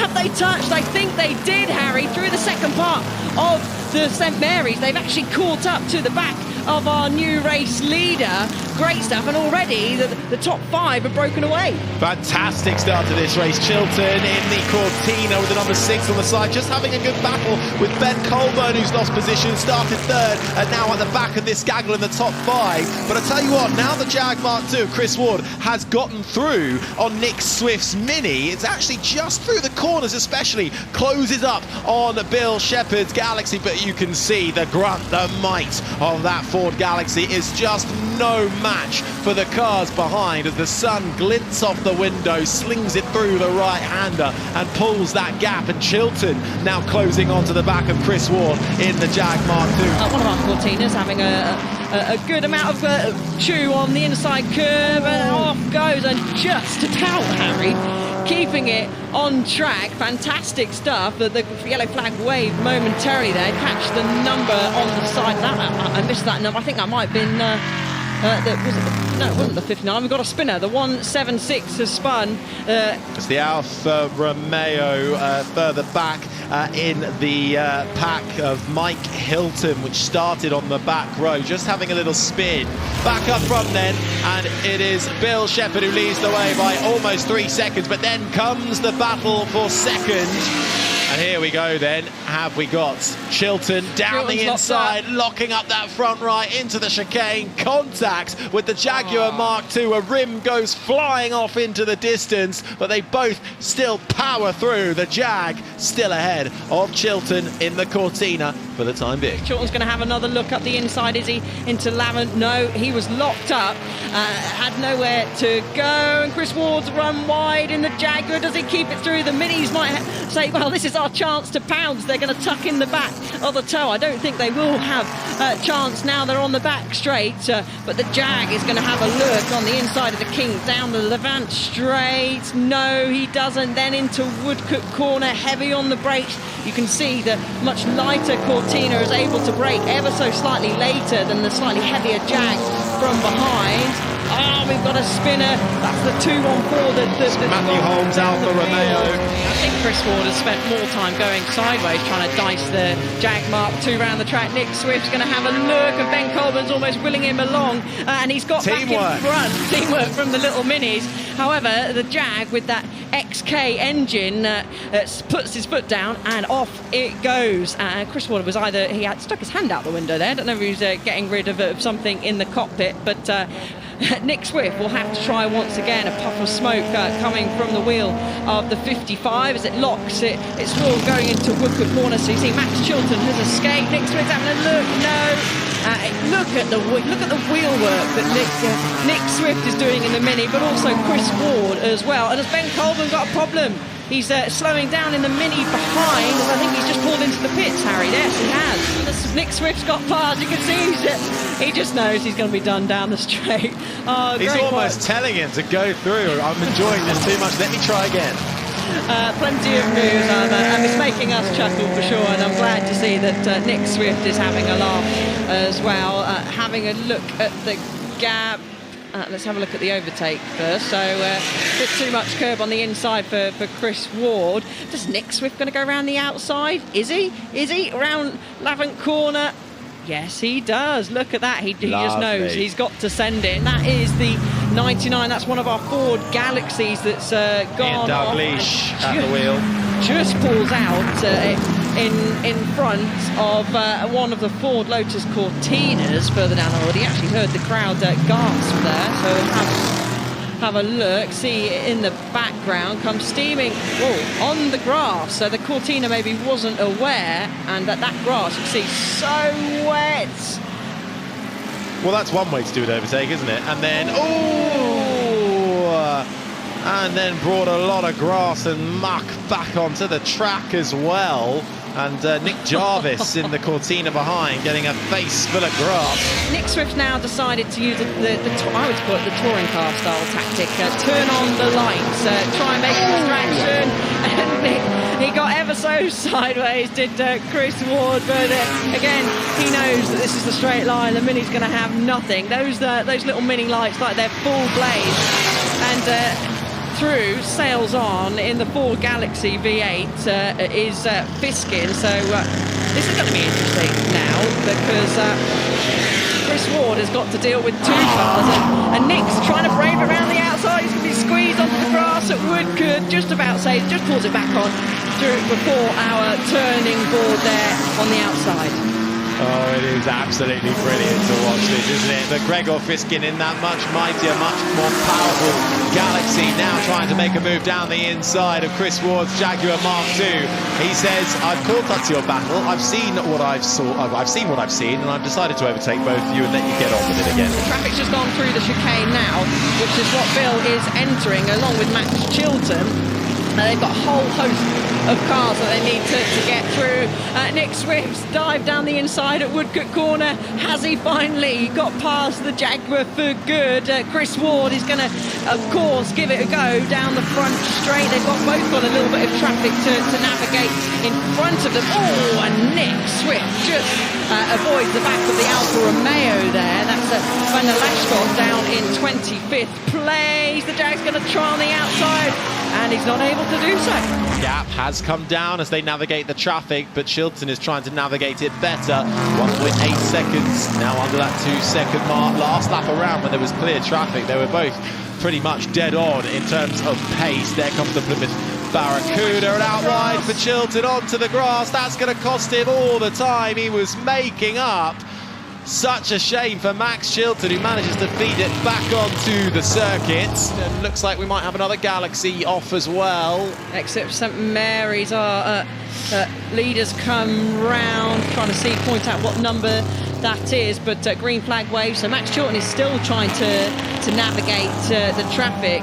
This is the number 30 car that's had a spin round. Matthew Moore, yeah, he's gone off on the exit. The Ford Galaxy, yeah, just dipped a wheel on the grass on the exit of St Mary's in front of our race leader. So they're all trying to make sure that Bill doesn't win this race, and good avoiding reaction by Bill, because if he'd taken to the grass, that would have been well, that could have been easily game over. But we're out of time, though. He closes up mightily through the corners, but through the straights he cannot get it through into the chicane. Just about holds it. Can Chilton do anything in the Cortina to blast past and take it on the line?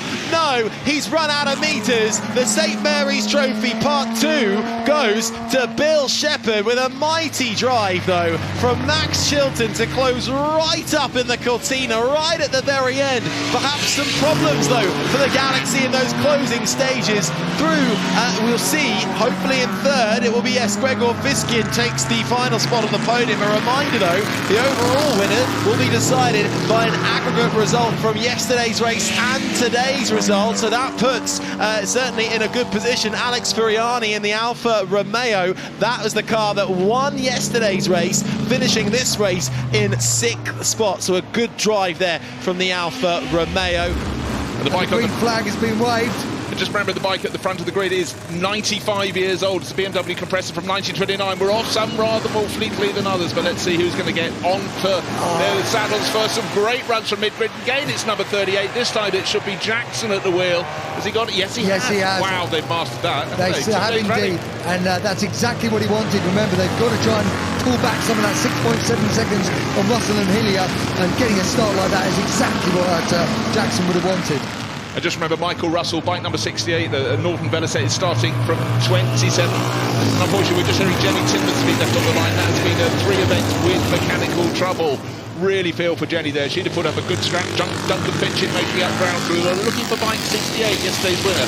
Down there somewhere, in fact, he's probably already gained so many places. Will Jenny Tinmouth get going?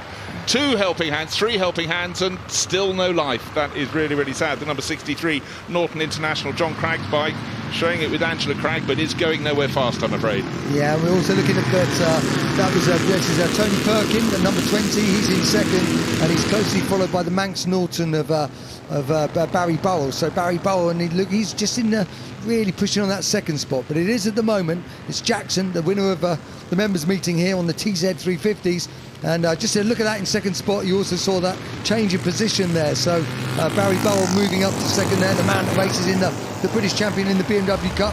Look for bike number 68. Yes, it's winning bike. It's actually there in 5th place. First 5 bikes covered by less than a second, and a little bit of a gap to those behind. And still some riders working their way up. But Russell and Rutter today, Michael Russell being the starting rider, trying to get to the front, because that's the easiest maths to do. Otherwise, trying to work out how much is 6.7 seconds, which is the margin after yesterday. Hold on, oh no, there's someone struggling to get a gear out the back of the pack there. As we look slightly further down the field, that is number 12. That is Ian Bain and teammates with Steve Brogan, so they're normally in the hunt. They certainly are. So tricky conditions. They've done a really good job so far this weekend, but the gravel has done its job. Let's take a look at the replay up into Lavant. So he gets, unfortunately, he gets nerfed off there. That was really unfortunate there for, that was the Triumph GED special of Gordon Russell, and he's looking for a way on the outside there. Couldn't quite get past Jackson, but you could see his intent, and all the time he's being lurked by number 68, Michael Russell, who's got a little bit of a run there. And it's a interesting bike Russell's on. It's got a Norton Velocet, so it's got a Norton Manx chassis with a Velocet 500 brought out to 640. So it's got a bit of top end, and it seems to be working incredibly well around here. Yeah, that was very, very good. You could tell that extra power on the exit of the second part of Lavant. Through the kink, he was gaining, went past into second place, and how long can Dan Jackson hang on in the race on the matches? The matches finished second yesterday to the chasing 5. Duncan Fitchett always super low, that white helmet with the black stripe over the top, getting as low as he possibly can. This is great, and you can see, James, at various points that looks like there's a dry line. A rider goes over it and it still puts up spray. Yeah, so Russell there taking the lead for the first time. Remember, they were on row 11 of the grid, way back down in 27th. They came through to win yesterday's race, and they're back in front once again. So pit lane is open. We're seeing the first swaps come in, and this is the swap for Josh Brooks. Josh Brooks grabs a clutch, gets on. He wants to get going as quickly as he can. It's a fraction slow, but he gets going now. They are. Let's have a little look. So it's going to be the change now. Currently they are down in about 13th at the moment, but they've changed nice and early. It's going to give Brooks a chance to try and get going. As we look back at the leader, Russell, what's he going to do? He's going to continue? No, he's got to come down, because his lap time, as good as it is, wouldn't allow him to get in before the pit window closed if he didn't. We did have a bike going past it. Hold on a second. Has he done the maths? Woo. Well, this is going to be very tight indeed. He is going to be really tight. He should have maybe come in on that lap. Oh, look at that, Fitch is gone as well. So both these guys, there's an opportunity to be had here. The question is, has Jackson come in? But what I don't understand is why they would do that. They've both got really good co-riders, teammates. We've got Michael Rutter waiting to take over, and Jerry McWilliams is nobody's fool. So certainly I'd have erred on the side of caution, but hey, they've all got pit crews with abacuses or something to tell them how the laps are going past. Yeah, well, you can see Michael starting to worry. He's looking around, so Michael Rutter there, I'm sure he was expecting him to come in, because they have got that lead.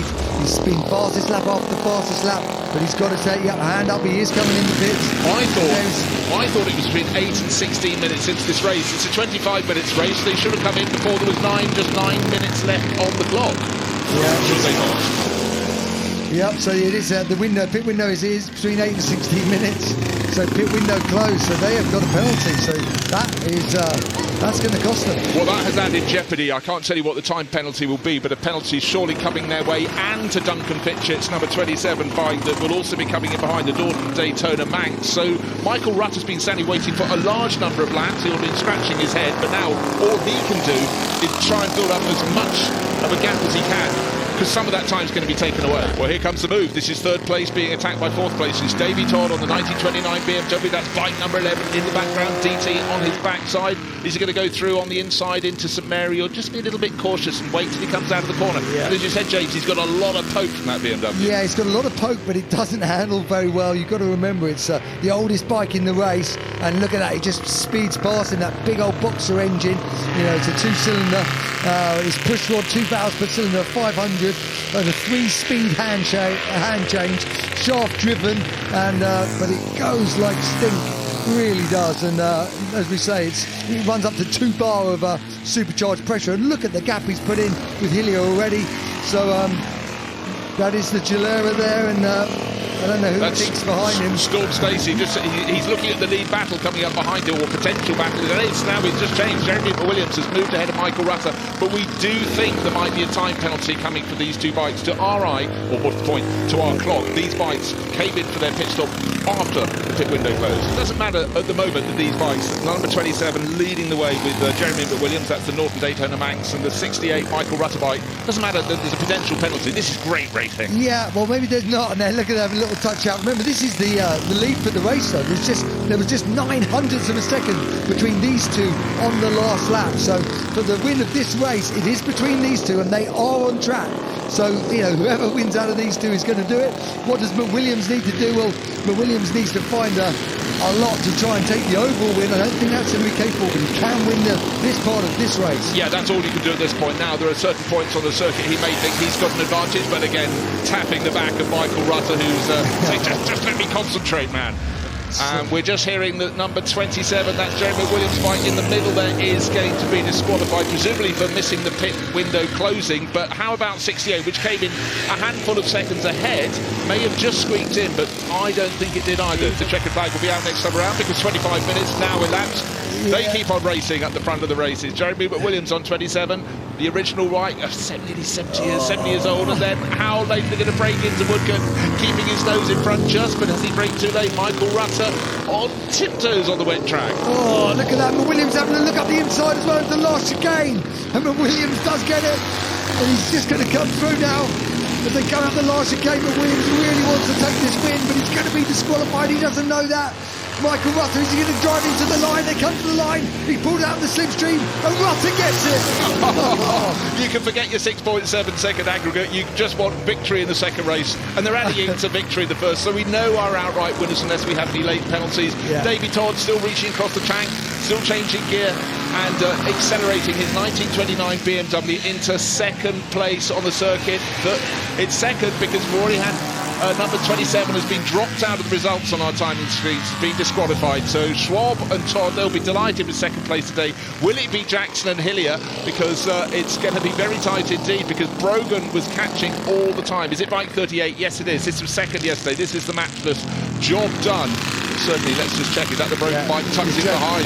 James Hillier here, though. He's going to be taking this. Starting a little closer today than yesterday's Le Mans style start, where they were running from the middle, simply because I think it's rather wet out there. We don't want anyone falling over. No, and starting out, we're underway already. Number 34, you can see the Bear Hughes Ward. Does he manage to get a good start off pole position? They're all, some of them, a little bit slower in the background getting away, Harry. They certainly are, but it is a slower start for those who are just biding a little bit of time. The 28, I think that's Iris Smith, who was just waiting for a little gap on the road, but it is trying to get an edge, and you can see how ferociously they are pedalling. The leading Austin J40 absolutely finding no traffic in front of her. That would be the 34 of Bear Hughes Ward leading the way, but there's the chicane though, and Bear has got a massive lead in front of them. And the chicane, we've seen incident there before, Alice. So far, so good. I think Kush Chandok got caught up there last year.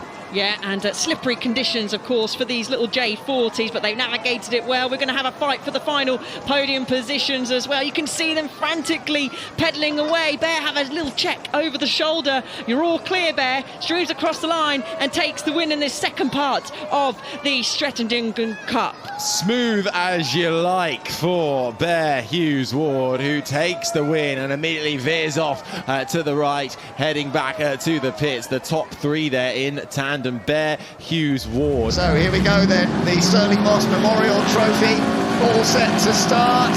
Wait for the flag. Here we go, and it's a great start from Tom Hartley on the outside of the front row in the AC Cobra. It's Cobra Power off the line that has soared ahead. It's a good start from John Spears from the second row. Number 3, the red AC Cobra, trying to go into second place, trying to get past Chris Buncombe. It's Chris Buncombe who's currently in second place in the E-Type, but the E-Type is split by the Cobras at the moment. Yeah, it certainly is. X-Pikes Peaks makes a real good jump, but it's the multiple US National Championship winning car, the AC Cobra Dragon Snake, that launched off the line and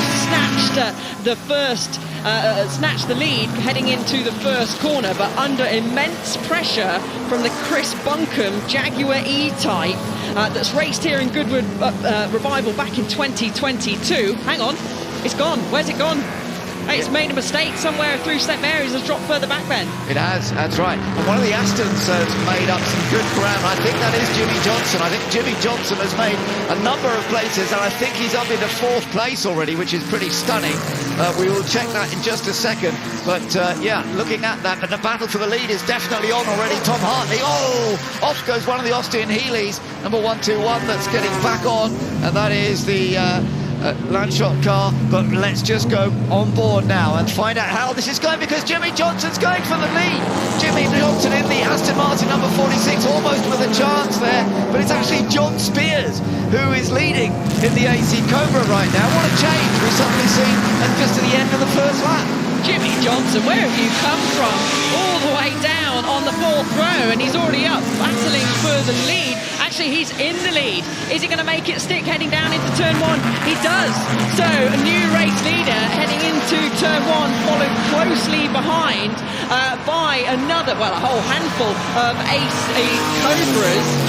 What a great start, though, for Johnson. Just going to have a little look and see how Jimmy Johnson did it. And he pulls the left-hand side heading into Woodcote. He was the bravest on the brakes by far. Sailed round the outside, change of gears, blip of the throttle, and hung it in and made it stick. Really impressive stuff. I mean, I guess in NASCAR, I mean, I don't really watch much NASCAR. Do you use the high line often? Well, he certainly did there, and he made it work. He made it work very, very well. That was a brilliant effort. And then just the one more to get past. So he went from 4th to 2nd, and then managed to go past the leader, and that was how he managed to take the lead of this race. And he's currently leading. He's just set a fastest lap. And we've got a 10-second penalty, Ben, for the 822, the Dragon Snake Cobra, Tom Hartley Jr. It looked like he got a very good start, but those marshals, those observers down at the start line seem to think that he got a jump start and is getting close. Go on, Ben. Young, yeah, John Young has just managed to nip past the Cobra, so John Young's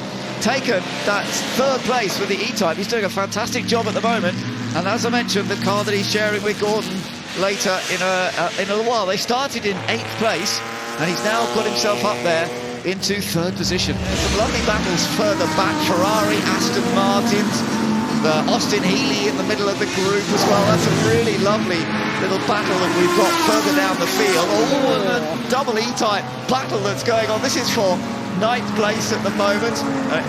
In fact, 8th position, I believe it is. Currently just being held on by the number 7 E-Type, but not for very long. So Richard Mines, who will be sharing with Rob Huff on the outside. That's Richard on the outside, but he's under attack at the moment from David Gooding, who's sharing with Mike Whittaker. Yeah, there's been another change there. There has, and the Jag is up past the number 68 Cobra. It's going to have to see if it has the legs on the Cobra down the straight. The Cobra streams into the back. Is there a bit of smoke maybe coming out the back of the Jag there, Ben, that I saw? We'll keep an eye on that. They head down into Woodcote Corner, getting it stopped on the brakes. Nicely done by Young. He gets it rotated. Fiskin tighter to the apex there, but a change of position. It looks like already we're coming to some lapped cars. Let's take a look at this overtake then for 2nd place. This is how it happened, Alice. Yeah, just trying to work out if that into St Mary's. It is. I tell you what, that's a very, very brave move, because you can often send too much speed into there, and as you can see, there's not much into the Esket. Here we go. Nearly the lost lap it. cars. Yeah, he's just trying to navigate his way around the lap car. That is the Tariq Mahmood in the number 95. Manages to navigate. This is a battle by the looks of it for around about 19th place at the moment. Yeah, so it's quite a long way down, but it's wonderful. You've got this mix of Aston Martin, E-Type, then the Austin Healey on the inside. That's number 121 Austin Healey, and that's a Mark 1 version. And then it's got an E-Type that's putting it under some more increasing pressure. So that's what's always so enjoyable, even though it's a bit further down the order. It's lovely to see this mix of cars. They're all fighting away, trying to race against cars from that period. 21 is out with the 33. Aston Martin is off. The Aston Martin is sitting. Looks like that could be Woodcook corner potentially. Right, yeah, and that's a great shame. That's a car, big shame. Pit window, however, Ben, is open, and we've got a safety car. Wow, this is the time to make a pit stop then, if possible. Are they all coming into the pits on the same lap? I mean, the only trouble with doing that, of course... Oh, here we go. Pit lane, there's our signs. That's just before the pit entry. Let's see if that quickly swaps when the green flag goes out. Yeah, but they've got to go across the green flag, haven't they? So they've got to go across the line first before the pit lane is open, I think. They won't be able to go in straight away. So I think we will get a single flying lap before anybody comes in. And, of course, for Jimmy Johnson, this might actually be worth him staying out. Let's have a look. Let's have a look. He stays out. Green flag now, and actually still saying pit lane closed, but some cars are coming in. They will, unfortunately, that's number 4. The number 4's just come in. The Young and Sheddon car has come into the pit, and you could see from our shot there, it clearly stated that the pit lane was closed. So we may well be seeing Jimmy Johnson coming in this time around. Or is he going to stay out a little bit longer and just build up this advantage for a little longer before he hands over? No, he is in. He is in. Okay. So we'll ride on board, and hopefully Ed's down there to maybe grab a word with him to find out what the frustration, the pure frustration was.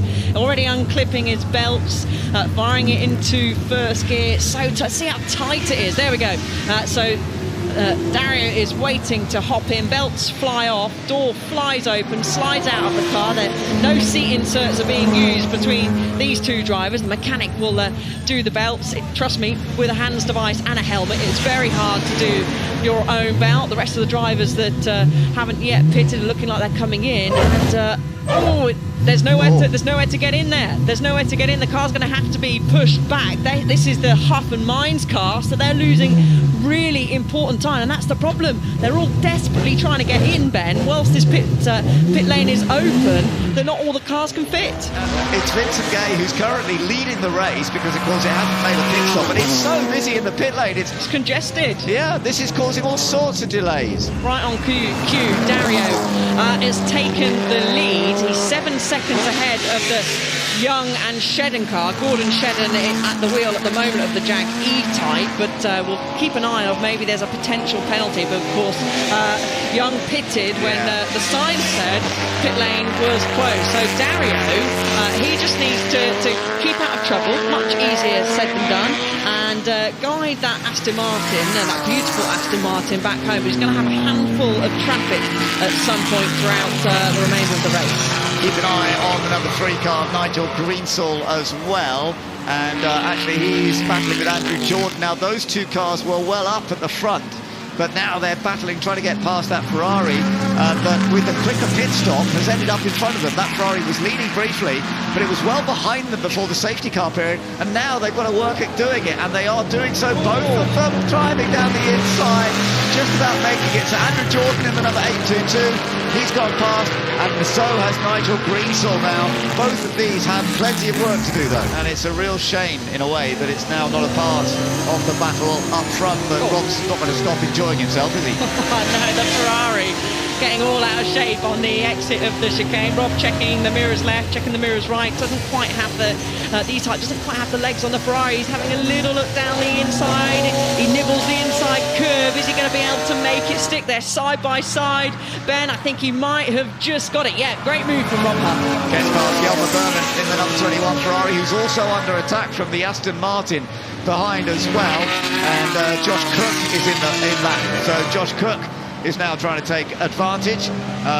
if he can find a way through, but there's no doubt that Roth is absolutely flying in the number 7 E-Type. I think we've actually had a change for the final podium spot, Ben. The number 1 Ferrari has snuck through and got past the Jag E-Type, the Rory Butcher E-Type, so that's what's showing currently on our timing screen. Now, I'm having a look here, and a penalty number has come up alongside Sheene, and they're starting to pop up on our timing screen, so it looks like if you have pitted early, you will be receiving a penalty. I'm just trying to find out what penalty that is, but it's showing on the timing screen that a penalty is coming the way of Gordon Sheene. There's been a bit of contact further back. Let's just see what happened. It was coming up into the chicane. Oh! That's the Nigel Greensall car. So currently on track, that car with Nigel driving it is 6th. But because of the penalties that we know of 4 of the cars ahead of him, means that he could well be finishing in 2nd place. I don't think he's going to be on terms with Dario Franchitti, however, but still, it could be another podium for him and John Spears like they had last night. Got the confirmation again, but it is definitely a 52nd penalty, as you said, because making the pit stops on the wrong lap means that those penalties will be applied, and rightly so, really, because the lead car did do the right thing. It stayed out, which it had to do. Jimmy Johnson stayed out for an extra lap, then came in, and that worked perfectly because he was first in. There was no queue. It was fairly straightforward, so Dario Franchitti's making the most of that with a comfortable lead right now. Goodwood is an event that he really enjoys. You see him at the members meeting, Festival of Speed going up the hill as well, so Goodwood certainly very close to his heart, and so is this Aston Martin that he's dancing so beautifully. You're just looking at the moment at Tom Christensen going over the line. Yeah, it is red flag, pit window closed, red flag, race has effectively come to a halt, and that means that the race has been won because they will not restart now. There's only a minute and a quarter to go. So the race has been won by Jimmy Johnson and Dario Franchitti, and I think that 2nd place will have gone to John Spears and Nigel Greensall, with 3rd going to Chris Ward and Gregor Fiskin. That looks the way that it probably is. We've got our race winner, and looking at the final podium places, the Spears and Greensall AC Cobra takes 2nd place, and the Hartley Junior and Jordan AC Dragon Snake, they had a penalty for a jump start. They'll be taking 3rd place. The flag waves and the race is underway. It's an excellent start from pole position by Rob Hall, who's got away very effectively. A bit of a poor start by Andy Wallace, a bit further down the field there by the looks of things to me. But they are getting down into the first corner at Madgwick, trying to work out where the dry, where the wet, what line to be on. And so far, so good. Everybody managing to stay on the tarmac, which is the crucial part. But what a good start by Rob Hall, who's taken that pole position, got away well, and has got the advantage. But there's a good battle going on behind. John Spears is now up into 2nd position, number 88, under threat from the number 24. That's the Roger Wills, James Davison car. Roger Wills driving it at the moment, and Roger, I think, is going to squeeze past. Yeah, lovely move, and Roger started in 5th place. He started on the 2nd row. We got a drone camera showing us a great shot of them filtering through the 2nd part of St Mary's. The 88 running slightly wide. We've got our onboard car now giving us a great view of attacking the Spears and Greensall car as they come into Levant Corner, and everyone keeping it nice and clean, nice and calm and steady for this opening lap so far, Ben. Yeah, absolutely, and missing out a little bit, Saif Sam, who started on the front row, number 17, he's dropped back a little bit, but we've got others moving up, and this number 1 car particularly started down in 9th place on the grid, and now charging up, and I think Ollie Bryant's in the car at the moment, in fact, and making up a good bit of ground and really gaining up amongst the front runners and going to be into the battle for the lead. Oh, off has gone the Sandler that I was talking about. What a shame. The number 22 car, is it just stuck on the grass now with the wetness, or they're trying to get it out of the way, but it's not quite working, as meanwhile could be another pass. No, it's not a pass a second just yet, but Ollie Bryant really pushing on hard in the number 1 car. A little bit of slipping and sliding, you can see it's still not dry, and you've got to be challenged, and here comes the number 24, Roger Wills. Roger Wills coming down the inside to take the lead. Yes, he's managed to do it. He slides down the inside into the first corner, so Lotus Climax 1, 2, 3 at the moment. Lister Jaguar, the 88 there, just sure in the background round is in 4th place, so we've got a very good battle. And see that the number 1 car, the Smith and Bryant car, our on-board car now, sails down the inside as they've made their way through Fordwater. Next up will be St Mary's. So the safety car, a rather beautiful safety car, E-Type Jaguar, ready to take them all along at a sensible pace and gather them all together while they do some car rescuing. And here we go. We are back to racing. Safety car in. We're on to green flag. So now we're straight back into it. And it is Roger Wills in the white, number 24, leading the race, but not by very much. Of course, it's a 2-driver race. They will come in at some point to make a pit stop, but he's looking very close now. Ben, he's going to brave it round the outside, heading into St Mary's. He's going to make it stick. I think just about. Great move by Bryant. Oliver Bryant has taken the lead of the Sussex Trophy. That was a lovely move round the outside, and as much as it's been pressured and it took a little while to find a way past Roger Wills, Roger could not fend him off at that stage. Now as we come down towards the right-hander, Lavant, and then onto the straight, that's when there's going to be a good opportunity. Yeah, and now we have the long, slightly uphill straight that goes into Woodcote Corners. They'll be looking to time their moves to perfection as the 17 gets a little bit out of shape, and flying on through does the Lotus Climax, the smaller, lightweight, more nimble front engine power compared to the Lister Jaguar, the Knobbly, which gets its name from its distinctive and I would say odd curved design. And the next car to come up behind is another Lister Jaguar Knobbly. The Lotterer car is going to have a look now to try and make their way forward, but they're under pressure from a Lotus Climax, the Manassian and Wood car. Yeah, and that is Nicholas Manassian who's now putting the pressure on him. He's going to the outside as they head down towards Madgwick, and that's a pretty straightforward pass, in fact, so that's another place gained. Still some wobbling, it's still pretty slippery out there. There's still a lot of control to be done. I'm surprised we haven't actually seen more cars falling off the track than we have. Yeah, they're all doing a great job. We're at this greasy stage, aren't we, where you expect the track to continue to dry lines to be formed, but it just seems to then take its time. So extremely slippy conditions. Don't rub wheels, boys. They keep it nice and clean through that part of St Mary's, then into the second one with your Brave. You're going to send it down the inside there. So the queue that was only 3 cars behind the number 17, the Salmon Shedden car, is now got certainly more than 3 as they're all jostling for position. This is a fight for slightly further down the order. It's a fight for 8th place at the moment. Yeah, it's good fun. Mark Donner is in the number 41 car. He's sharing that with Alex Brundle, who will be taking on a little bit later on. And Bryant, so our race leader, Ben, he is into the pits just trying to look for his team, and it's so compact there at the end of the pit lane. There you go, watch out for your teammate and the team waving you in. Stops, there's a seat insert that will slide in as well, and the co-driver sometimes opts to help strap the driver in. They're not the easiest things to get out of, but there we go, a change now. Okay, so, but is that I think that's Ollie Bright going. That's Ollie getting in, isn't it? That is Ollie. Yeah. We'd heard that it's not. It's Ollie getting in now. And actually the leader's now in, Ben. Yeah, okay, so this is going to be a crucial stop. Let's see how this goes and how it'll change it for Roger Wills, who has been leading this race. He had an initial advantage, dropped away a little bit in that initial run, but now Roger is jumping out, and it is time for James Davison to take over, and James Davison will have the opportunity now to fight hard, but we're going to be perhaps into a different battle. Oh, look at this, had to go out wide there, Ollie Bryant, because it was all getting a bit tricky going into the chicane. He does make the move on the exit. This could be for the lead effectively now that other car has stopped. This is for the lead, and Ollie Bryant is in front. We're going to get a little replay here, Ben. Yeah, let's see how, in fact, Manassian's in the lead car of these two. He hasn't pit stopped yet. Oh, he just felt, oh my goodness, I've got to cut across because I'm almost alongside. It was quite an intelligent thing to do in a way. Yeah.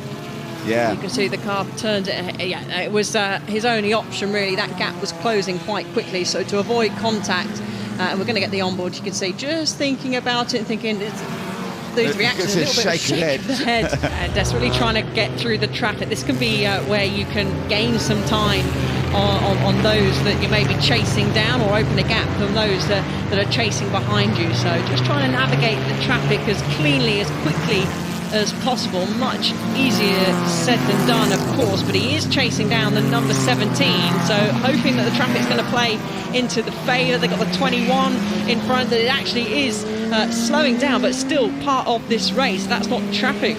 My apologies, but Malvern having a look down the inside. He's going to be very brave to send it into Woodcote corner. No, thinks better of it. This is the Grimes, Molan and Macari Lotero battle that he's having to split up. So he's already lapping up the order, so he's already lapping 7th and 6th place. Very impressive. Back to the battle for P2. Looks like the gap's sort of stabilised. 0.8 of a second, so it's come down ever so slightly. Still 10 minutes of this race remaining, so plenty of opportunity to have a look. Is he going to have a look? Interesting line he's taken. He's trying to find a different grip on the inside, and it seems to be working. Nigel Greensall may have a chance, but on the exit, in fact, Davison just about holds on. But you could see that James Davison's doing a brilliant job as well. Off has got number 81. That's the Mike Malone, Ben Cusson's car. Oh, that's a great shame. And this might, of course, cause a safety car period, mightn't it? At the moment, James Davison is having to work very hard. We're just seeing Nigel Greensall using a slightly different line this time, out of the chicane. He's still going to try that inside line once again. So, is Davison going to stay around the outside? No, he can't this time, because Greensall has taken it. Greensall has gone into 2nd place. I'm not sure. Can James Davison come back? He's having a go at it. But I think Nigel Greensall made an absolutely perfect move. He's got a bit of traffic to kind of help him out here as well. They're going to be nose to tail. Gordon Shedden will be saying, please move out the way, whereas Scott will be saying, no, great, hold him up, stay there. This is an opportunity to try and make a move. Just having a look, Rowland and Lotterer have traded places once again, so that was 7th and 8th, but here is Ollie Bryant, Ben. Coming up towards the line as the checker flag comes out. The Sussex Trophy is taken victory by Ollie Bryant and Andrew Smith. A brilliant performance from both drivers. Andrew did all the work in the first part. Ollie Bryant's held it together with a huge lead in the second part, opened it up a bit more. He's ended up with fastest lap as well.